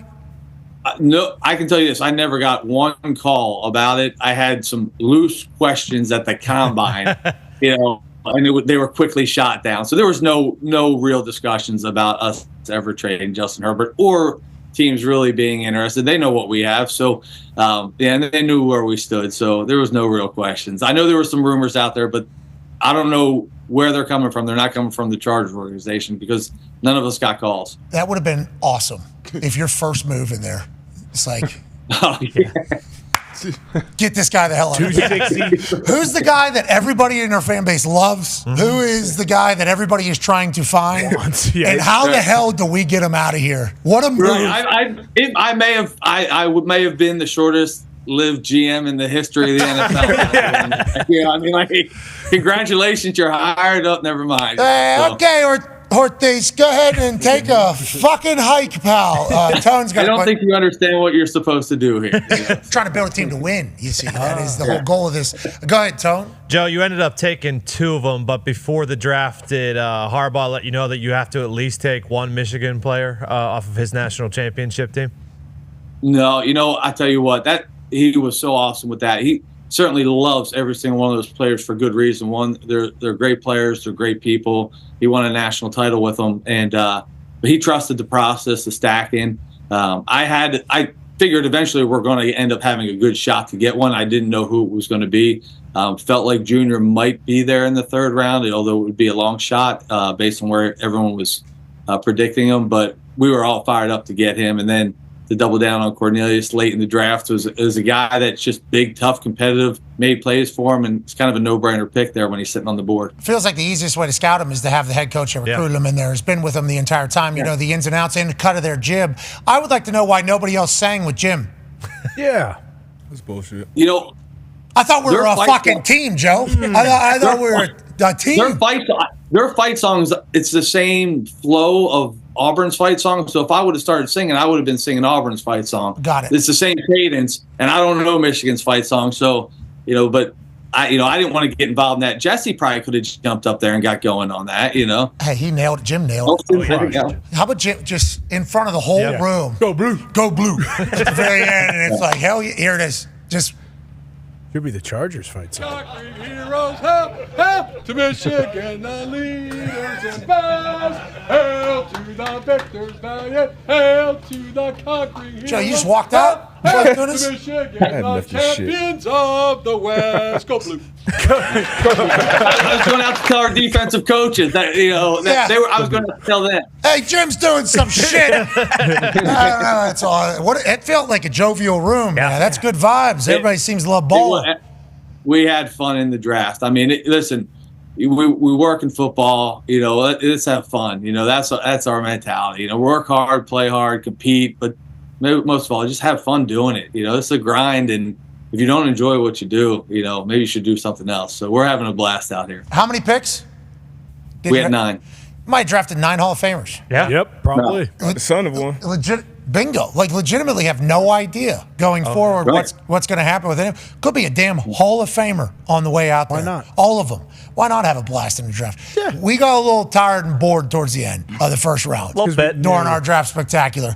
We got a little tired, a little bummed out. But then Bill Belichick just started telling stories for 20 minutes. How much are you dialed in to the draft in there? And how much is wasting time, passing time to see if there's any moves to be made? We have the draft on. We're watching it, but you're really just kind of when you pick at 5, you start thinking, okay, as the players come off, what's the strategy, who's going to be there, and you just kind of watch as it unfolds. Once you get into day 2 and day 3, you're going to go deeper in terms of your picks and your stacks. So you're kind of following strategy, seeing, kind of anticipating who's going to be available, what position runs are going. This group's eventually going to quit picking wideouts or DBs or whatever it is, and this is the stack we're going to probably be picking from. So a little bit of strategy, a little conversation. Like I said, Jim and I are talking, John Spanos and I are talking the whole time. What are we thinking here? And so more focused than you think, but still having fun. Does Jim just start lifting in the middle? Just take his shirt off, just start lifting in the middle. Does he have cleats on during the draft?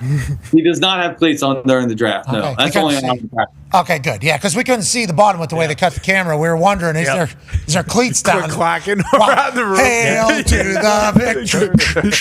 Go ahead, AJ. We mentioned how you wanted to have tough, competitive, gritty, smart players. I would assume if you talk to any GM around the league, they would have a similar thing. How do you make sure that you're actually doing that? You're actually bringing the right type of people in. We know Jim's going to bring that culture with him, but how do you that's what we all want, but how do you guys make sure that that's who you're bringing in?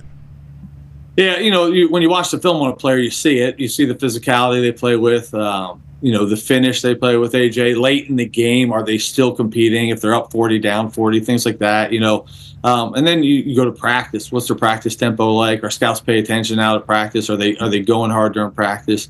And a lot of it comes from the support staff. What they say the players like off the field, in the weight room, his mentality. So you kind of put it all together to paint the picture. But certainly the film's going to tell you the initial story, and it's going to validate what you're hearing off the field or contradict it.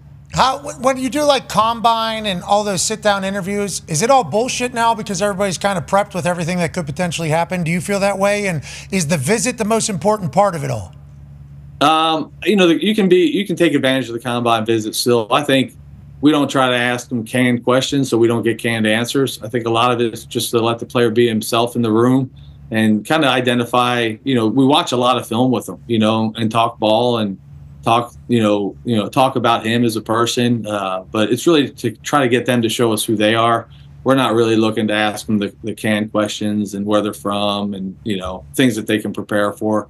We just want them to be themselves and kind of show us who they are. It's more of them talking, and the questions are more ball related, so we kind of get a scope of their knowledge of where they're coming from and what we think they can do. Do you find yourself getting distracted by the awesomeness of Jim Harbaugh?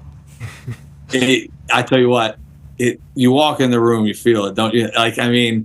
There's an incredible amount of energy with him. It's awesome. I really do. I feel blessed. I work for a great organization.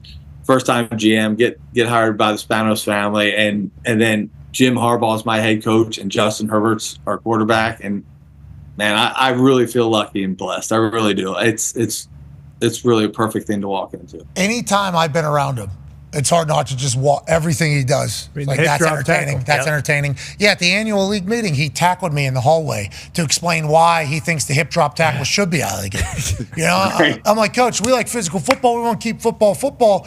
We're banning the hip drop tackle. We're not banning tackling. Okay, we're banning the hip drop tackle, and then he grabs me and then does a hip drop tackle to me.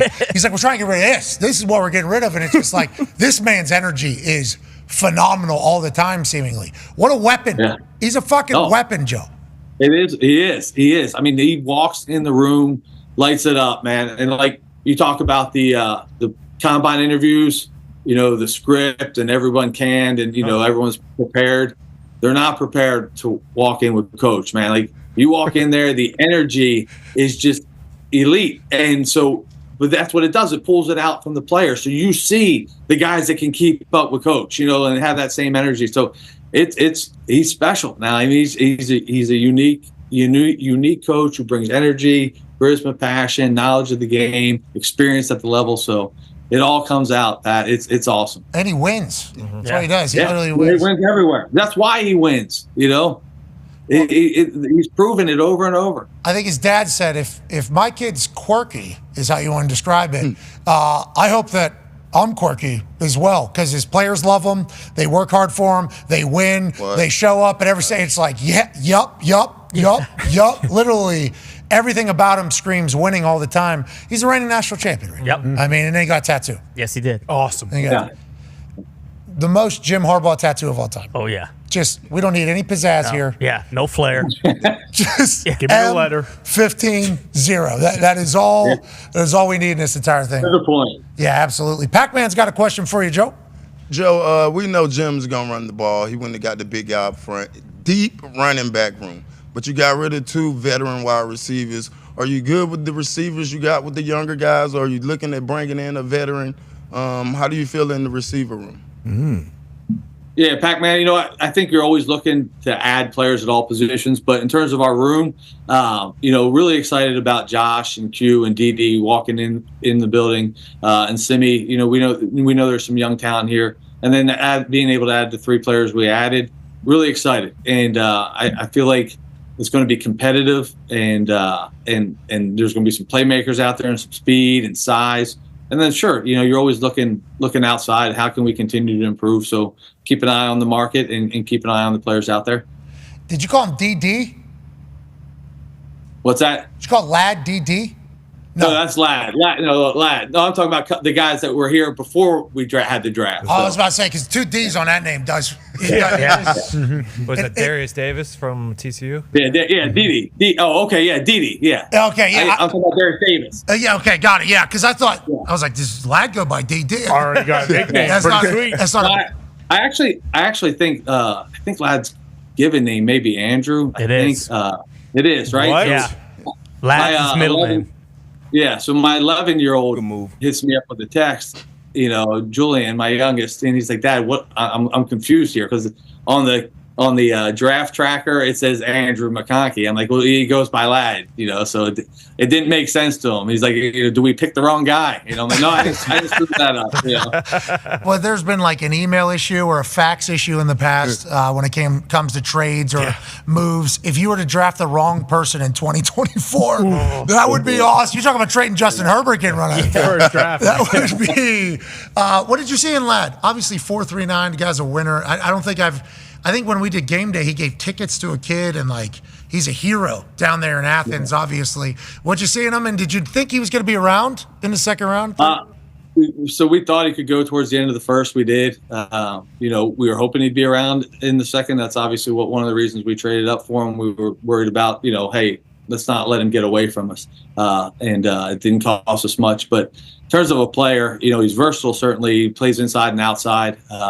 Just such a great feel for the game and spatial awareness, and then you add the explosive element of his speed on top of it. You know, it's really a dynamic combination of things. And great after the catch, tough, competitive. You love his story. Walk on, you know, former walk on, just earned reps with a bunch of good players on that roster, and know coaches that coached him that are no longer there that talk about how great of a player he was when he had all that talent around him and they couldn't keep him off the field. And I have a good relationship with Kirby and Will. On Auburn right there, cooking Auburn. I know.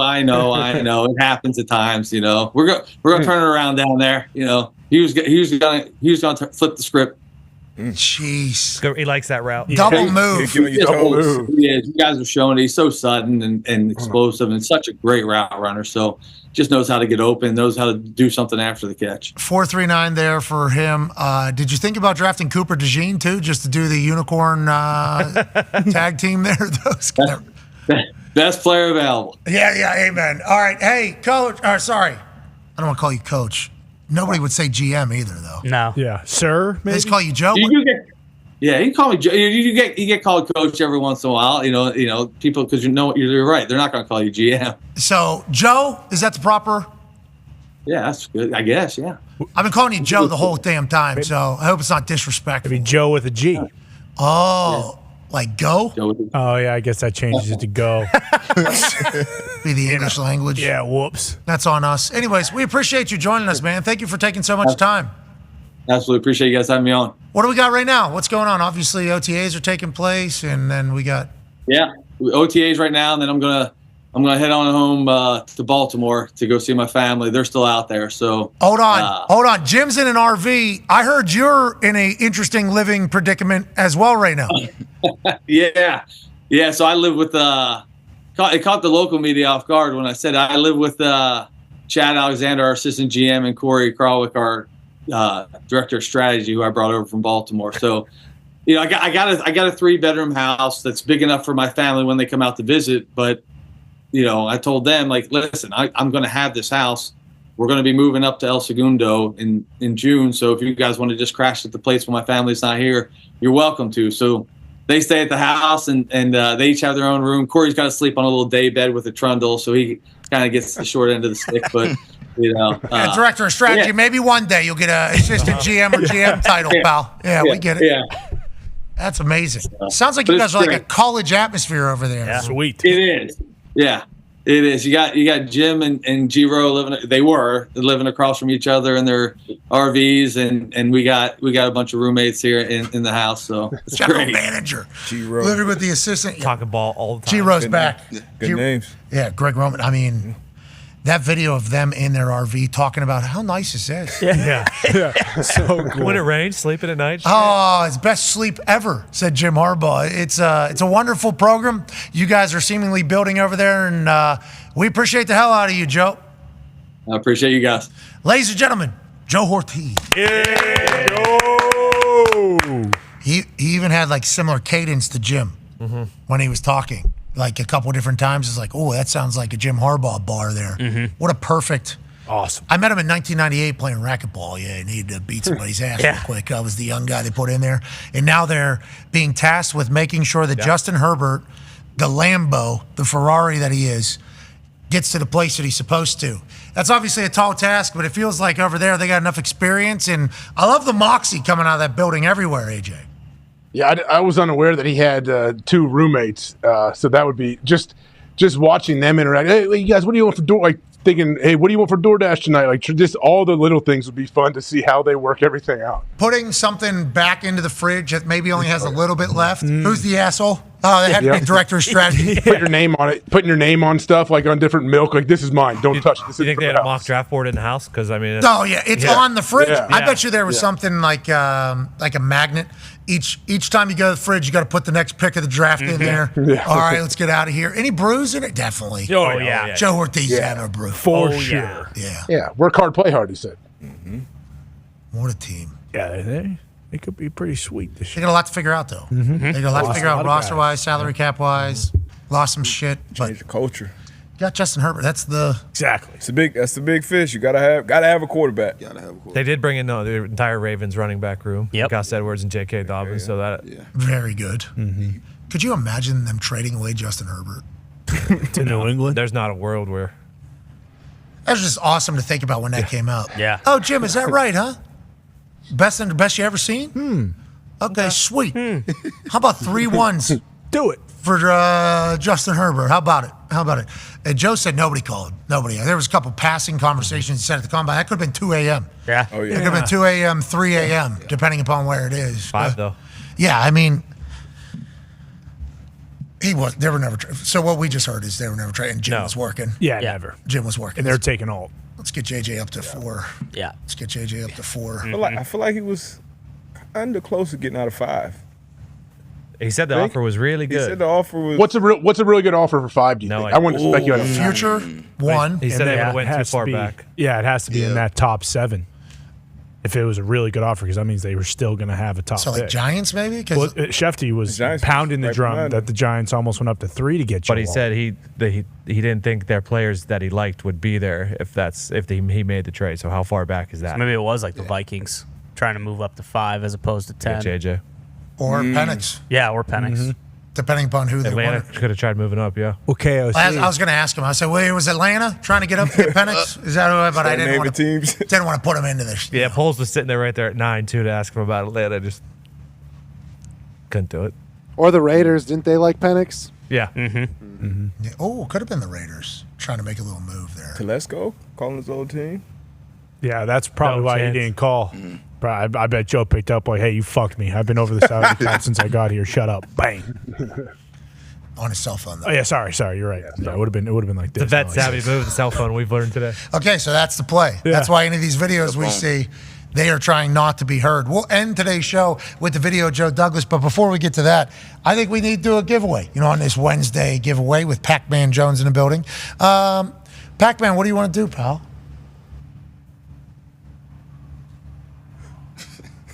Is your mic off? He's giving some good thought. I was like that. looking this way. I didn't. Did you give an answer? I didn't. Dramatic. We got basketball tonight. Okay. All right. Yeah. Here we go. All right. Where do you want to shoot from? Need one from the corner. You haven't hit it. What are we giving away? Like UFC gloves? Yeah, signed. That's UFC was those my are next sweet. question. Yeah. I mean, yeah, we'll give away some signed UFC gloves from Who us. They signed are it? really cool. Us, we will. We'll sign. Oh, even better. Yeah. Also, there's a Paul Skeens. No, I'm joking. You can maybe throw in the limited edition UFC 300 hat as well. Oh, There we go. Maybe a 7.5 young bucks ball cap. Okay, maybe some dude wipes. we got a couple boxes. Shout out to Dude Wipes, by the way. Caitlin is on this. Be a friend, tell a friend something nice that might change their life, just like our friends at Dude Wipes. Go ahead and get a portable bidet with our friends at Dude Wipes. One per flush. Just one. Is that You the only thing? need one. That's all you Only need. need one. Got to do too. Okay. I'm sorry. I got to do. Close I it got and use to it use again. the Caboli method. Maybe start eating healthier. Okay, if you need to use 2 Dude Wipes to wipe your ass after Dry, wet, spraying. wet, dry, wet, dry. Wet, dry. Just wet to dry. That's all you need. That's it. All right, Pac-Man Jones. To win 20 people, $500. Nah, the gloves. 20 people? Gloves are pretty cool. 20 Gloves are people. We have 20 sets of the UFC gloves? Okay. I think so. I'm pretty sure we do. 20 people, $500. What? 5 sets. The whole company is getting about sick of giving money to other people. I'm actually fucking done with it. I'm not sick of it. I'm fucking done with it. Thank you. Everybody's very thankful. Yep. They're very thankful. So am I. Yeah. People don't. Never mind. 20 people, All 500. 20 are real individuals, too, I bet. Do we have any tickets to the Indy 500, or are they all sold out? Sold out. Those Well, ones? they're not sold out. That's why we won't be able to watch locally. Oh, no. They have that old dumb blackout rule like they used to have in football? Yep. And we could, they do. We could maybe save a seat on that 757. Yeah, maybe. Oh, you're right. One of the first class ones. One of the middle seats. Middle seat. No, the leaders, the ones that are asking for water, they're in the first Okay. class. All Obviously, right. they got to be closest to the pilot. The so they know. leaders, yeah. Smartest people on earth at those schools, AJ. Smartest Man, people. it is. What a wild time to be alive. Yeah, they got a real grasp of life too. The way they're talking, the smartest people. All right, let's move along. We don't need to do this. All right. 20 people, $500. You tell me. Are you shooting from the corner? If it's just an NBA 3, I want to let you know we only have 2 shots at this thing. Okay. Only have 2 shots from the corner. 20 people, $500. Adam Pac-Man Jones. New song coming out on the 21st of this month. If he makes this. Ooh, that looked good. That did look good. Looked in rhythm, too. Still got it. He ran a 4.6? 5-1. 4.51. 4.51 just a year ago. Huh? All right, if you want to redo that, you we'll do that someday. Pulled your hamstring. Giveaway of UFC gloves. Adam Pac-Man Jones from the corner. If he Ray Allen's 20 people, win $500 with Mitt in the room behind him. Nope. Oh, shit. All right, I think 20 people owe us $500. Okay. Because he hit the backboard. So if you're going to pay that, I like that. Go ahead and tweet us. Hey, that was good work. Hey, Pac, that was good work. Next week. You got robbed in the first one. Yeah. What fuck happened? What happened? I'm thinking like what's going on? I'm thinking it's high school basketball games when somebody would huck up one off the fucking side of the backboard from the corner. Oh my God, the rude things that were said to people back in That those student days. section. That student section's coming after you. Yeah. Oh my! That's actually exactly how the WNBA finals ended, if I recall. Really? Left corner. D-Botch. Wide open. I mean, what? D-Butch. Wide open. Side the of the point? fucking glass. Why are you bringing this I'm up? sorry. I just There's pressure. Happens sometimes. She jumped sideways. Yeah, Hey, game you was were already watching over. delivery. which- I think it was delivery. Game was already over. Now the WNBA ball is smaller than the NBA ball. Correct. Which not makes why would that happen? We've already went that one today. Yeah. Oh! If this goes in, everybody's gonna get on the same page about everything. All right. Yes. Oh, Perfect. all right. Ain't that pretty Here we cool? go. We need this one. Ain't that pretty cool? Look at you. Need your pad. Come on. Come on! Come on. This is a big shot right here. The weight of Big the world shot. on W ball. Truly. Sure you want to shoot it with that Well, ball? it's smaller, so it's a bigger hoop. Yep. Which, why that? I don't know. Let's. Everybody's gonna come together and agree on everything. That's right. This ball. All right. Come on. Nice. Oh! We did it.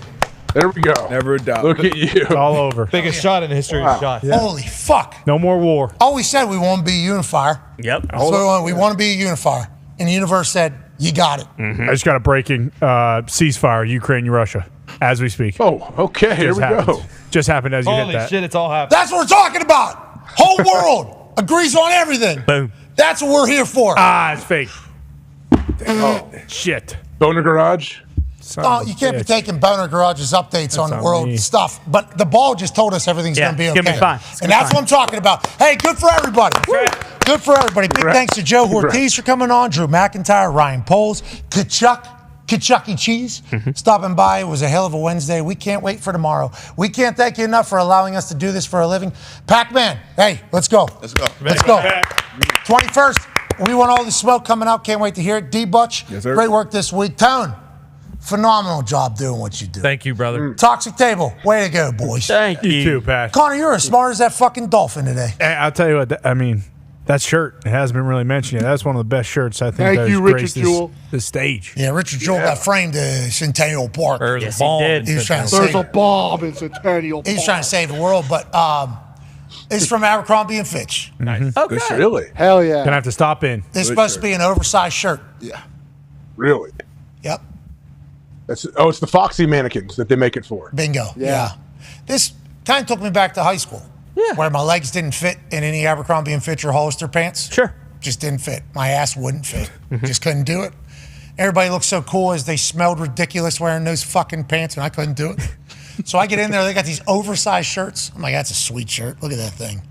I put it on, just fit like a regular shirt. Oh. I'm like, well, I wish they would have had some oversized shit back in the day, which they do with pants. They fit me like a slim fit.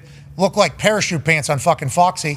He's bought the whole entire store, I do believe. Yeah, we're back in 2002 now, boys. Abercrombie and Fitch has done it. They've been able to. That's not I A&F wish, to brother. 2002. No, this is a completely new company. It's a whole new company in there. They got NASCAR shit. They got this shit. They got Really? I haven't been in there. If you went Really? to A&F in 2002, you had to wear 4 polos, and they all had to have their collars turned up. Puka shell necklace. Well, ever since I can remember, I've been popping my collar. Popping my collar. It does look cool when you fucking pop that shit. Oh, yeah. There's assholes still wearing 2 or 3. Yeah, they wear Yeah, you short look shirts under the long sleeve Your shirts. collar's up right now. What are you talking You're like a fucking asshole. Your collar is up Polo right on now. with What This is a zip. This is a quarter zip. You got a polo on with it. Come on, man. Hey, are you talking? What about 3 of them? People used to wear 3 polos. All 3 collars popped at the same damn time. And they wore short sleeve shirts under the long sleeve shirts under the short sleeve shirts. Yep. Don't worry. What do you know about that? Fashion. Me I and don't you know ordered about- a lot of cool shirts and stuff today. We did. My fellow Sunday Red Mark. That's not how you say it. It was sold out. Sunday Red. Thank you. Available at 6 a.m. this morning. Yeah. And no longer. Sold out. It's gone. There's some stuff left. That's why he needed to make the cut at the Masters. You got to take a loan out to afford any of that shit. Is it crazy? I mean, Can you only get it on his I site, just or saw where do you get it? basically a white tee for $90. I said, all right, I don't know if I'm going to be enjoying any Sunday Red It's like here. $150 for a hoodie. Yeah. It's worth it. It's fucking Eldrick. Yeah, That's everything these Like days. Lulu. Yeah, it's like Lulu. Yeah. Inflation, bro. I love Tig, but Yeah, he shot like 18 over on Sunday at the Masters this year. I don't know if I'm spending. Guy's playing on 150. half a leg. Dude, Fine. all he was trying to do was get to the weekend so that he could wear his Sunday Red on Sunday. Everybody's wondering, like, why didn't he play good? He was Look at more that. worried about Neil Shipley. Look at that 3D knit polo. It's knit. $150. Jesus Christ. No, boy, no one's gonna 150 buy for that. one? No, Tiger knitted it himself. That's why it's. We think Tiger was dropping it, going to TJ Maxx. fucking Sure, a Tiger. good point, D-Bud. As you would say, I one like of your the lines, t-shirt. say the fucking soup kitchen. Well, but I can do 90 for a dry fit polo. I don't 3D know. knit mock. What's that T-shirt? $150. That's what I'm knit saying. mock. It's a 3D That's what knit I'm mock. saying. Those are nice, but I would logo's spend sick. $175 on the Cypress Tunnel camo polo. Yeah, there's camo one up here too. The Tiger camo polo on the right. Yeah, that's $175. That's coming home with me. Yeah, bingo. So is the Cypress stripe polo for somehow only $135 versus the camo polo. I mean, that 3D knit polo though is come on, Tig. What? To die for? Come That's on. ridiculous. What is? Hey, Can you only Tigers get it be here, trying or is to grow the game. This is not growing the What game. if the logo is right on the back? Hey, it doesn't even have a logo. yeah, it does. Hey, What? what side are you on? I love Tiger Woods, So but do we I. need to grow the game of golf because the game of golf is awesome. This is doing the complete opposite. Oh, you're of telling me that. Tiger didn't grow the game of golf? What about the hunt T-shirt? That's my point. That's when you're in the hunt. You put on a 7. Ooh. All right, let's stop looking at the website. Okay. We love Sun. Day Red. We would like to support Tiger, even though he's already a billionaire. We would like to support got Tiger richer. for everything he's done for sport. We do appreciate that. Speaking of sport, we'll be back tomorrow talking about more of them. NBA playoffs, NHL happening, obviously. We'll chit-chat about that. Any other bullshit that takes place in the sports world or the actual world, we'll also talk about. Nobody's giving us enough credit for the 757, but hopefully others will lead from the front. And as we close out here, here's an inside look at the war room for the New York Jets as they continue to try to work the phones and see if they can do anything. We'll see you tomorrow. Be a friend, tell a friend something nice. It might change their life. We're in this thing together. Yeah. And if the universe ball tells us anything, everybody's about to agree with each other too. That's beautiful news. Team on me. Team on 3. 1, 2, 3. Team. Goodbye.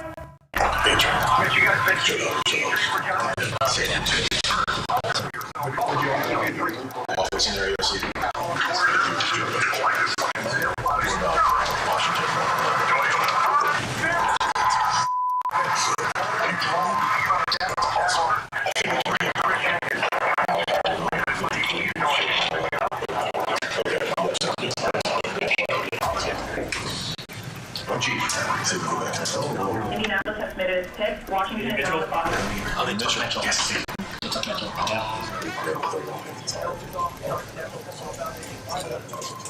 1 minute remaining. They have one guy that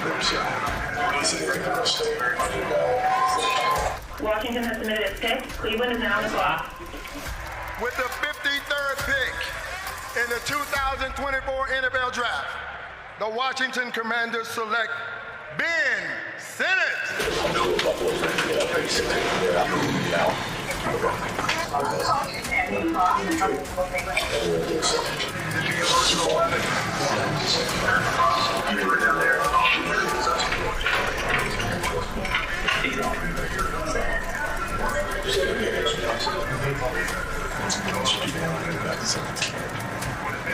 With the 60th pick in the 2024 NFL Draft, the Buffalo Bills select Cole Bishop, DB, Utah. Detroit has submitted its pick. Baltimore is now on the clock.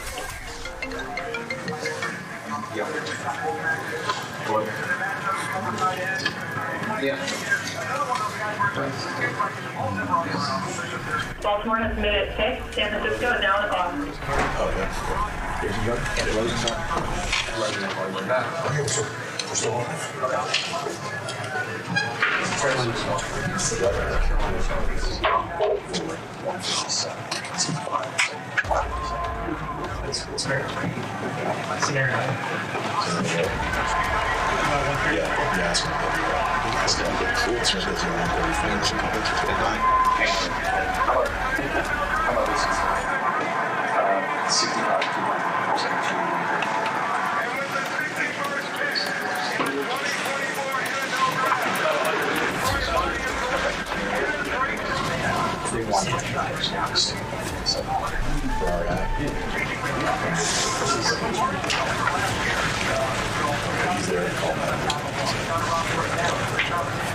San Francisco has submitted a pick. Carolina is now on the clock. For around 5 minutes. Just a reminder, about 5 minutes to round. We're going to do it that. So it'll be 72 and 156.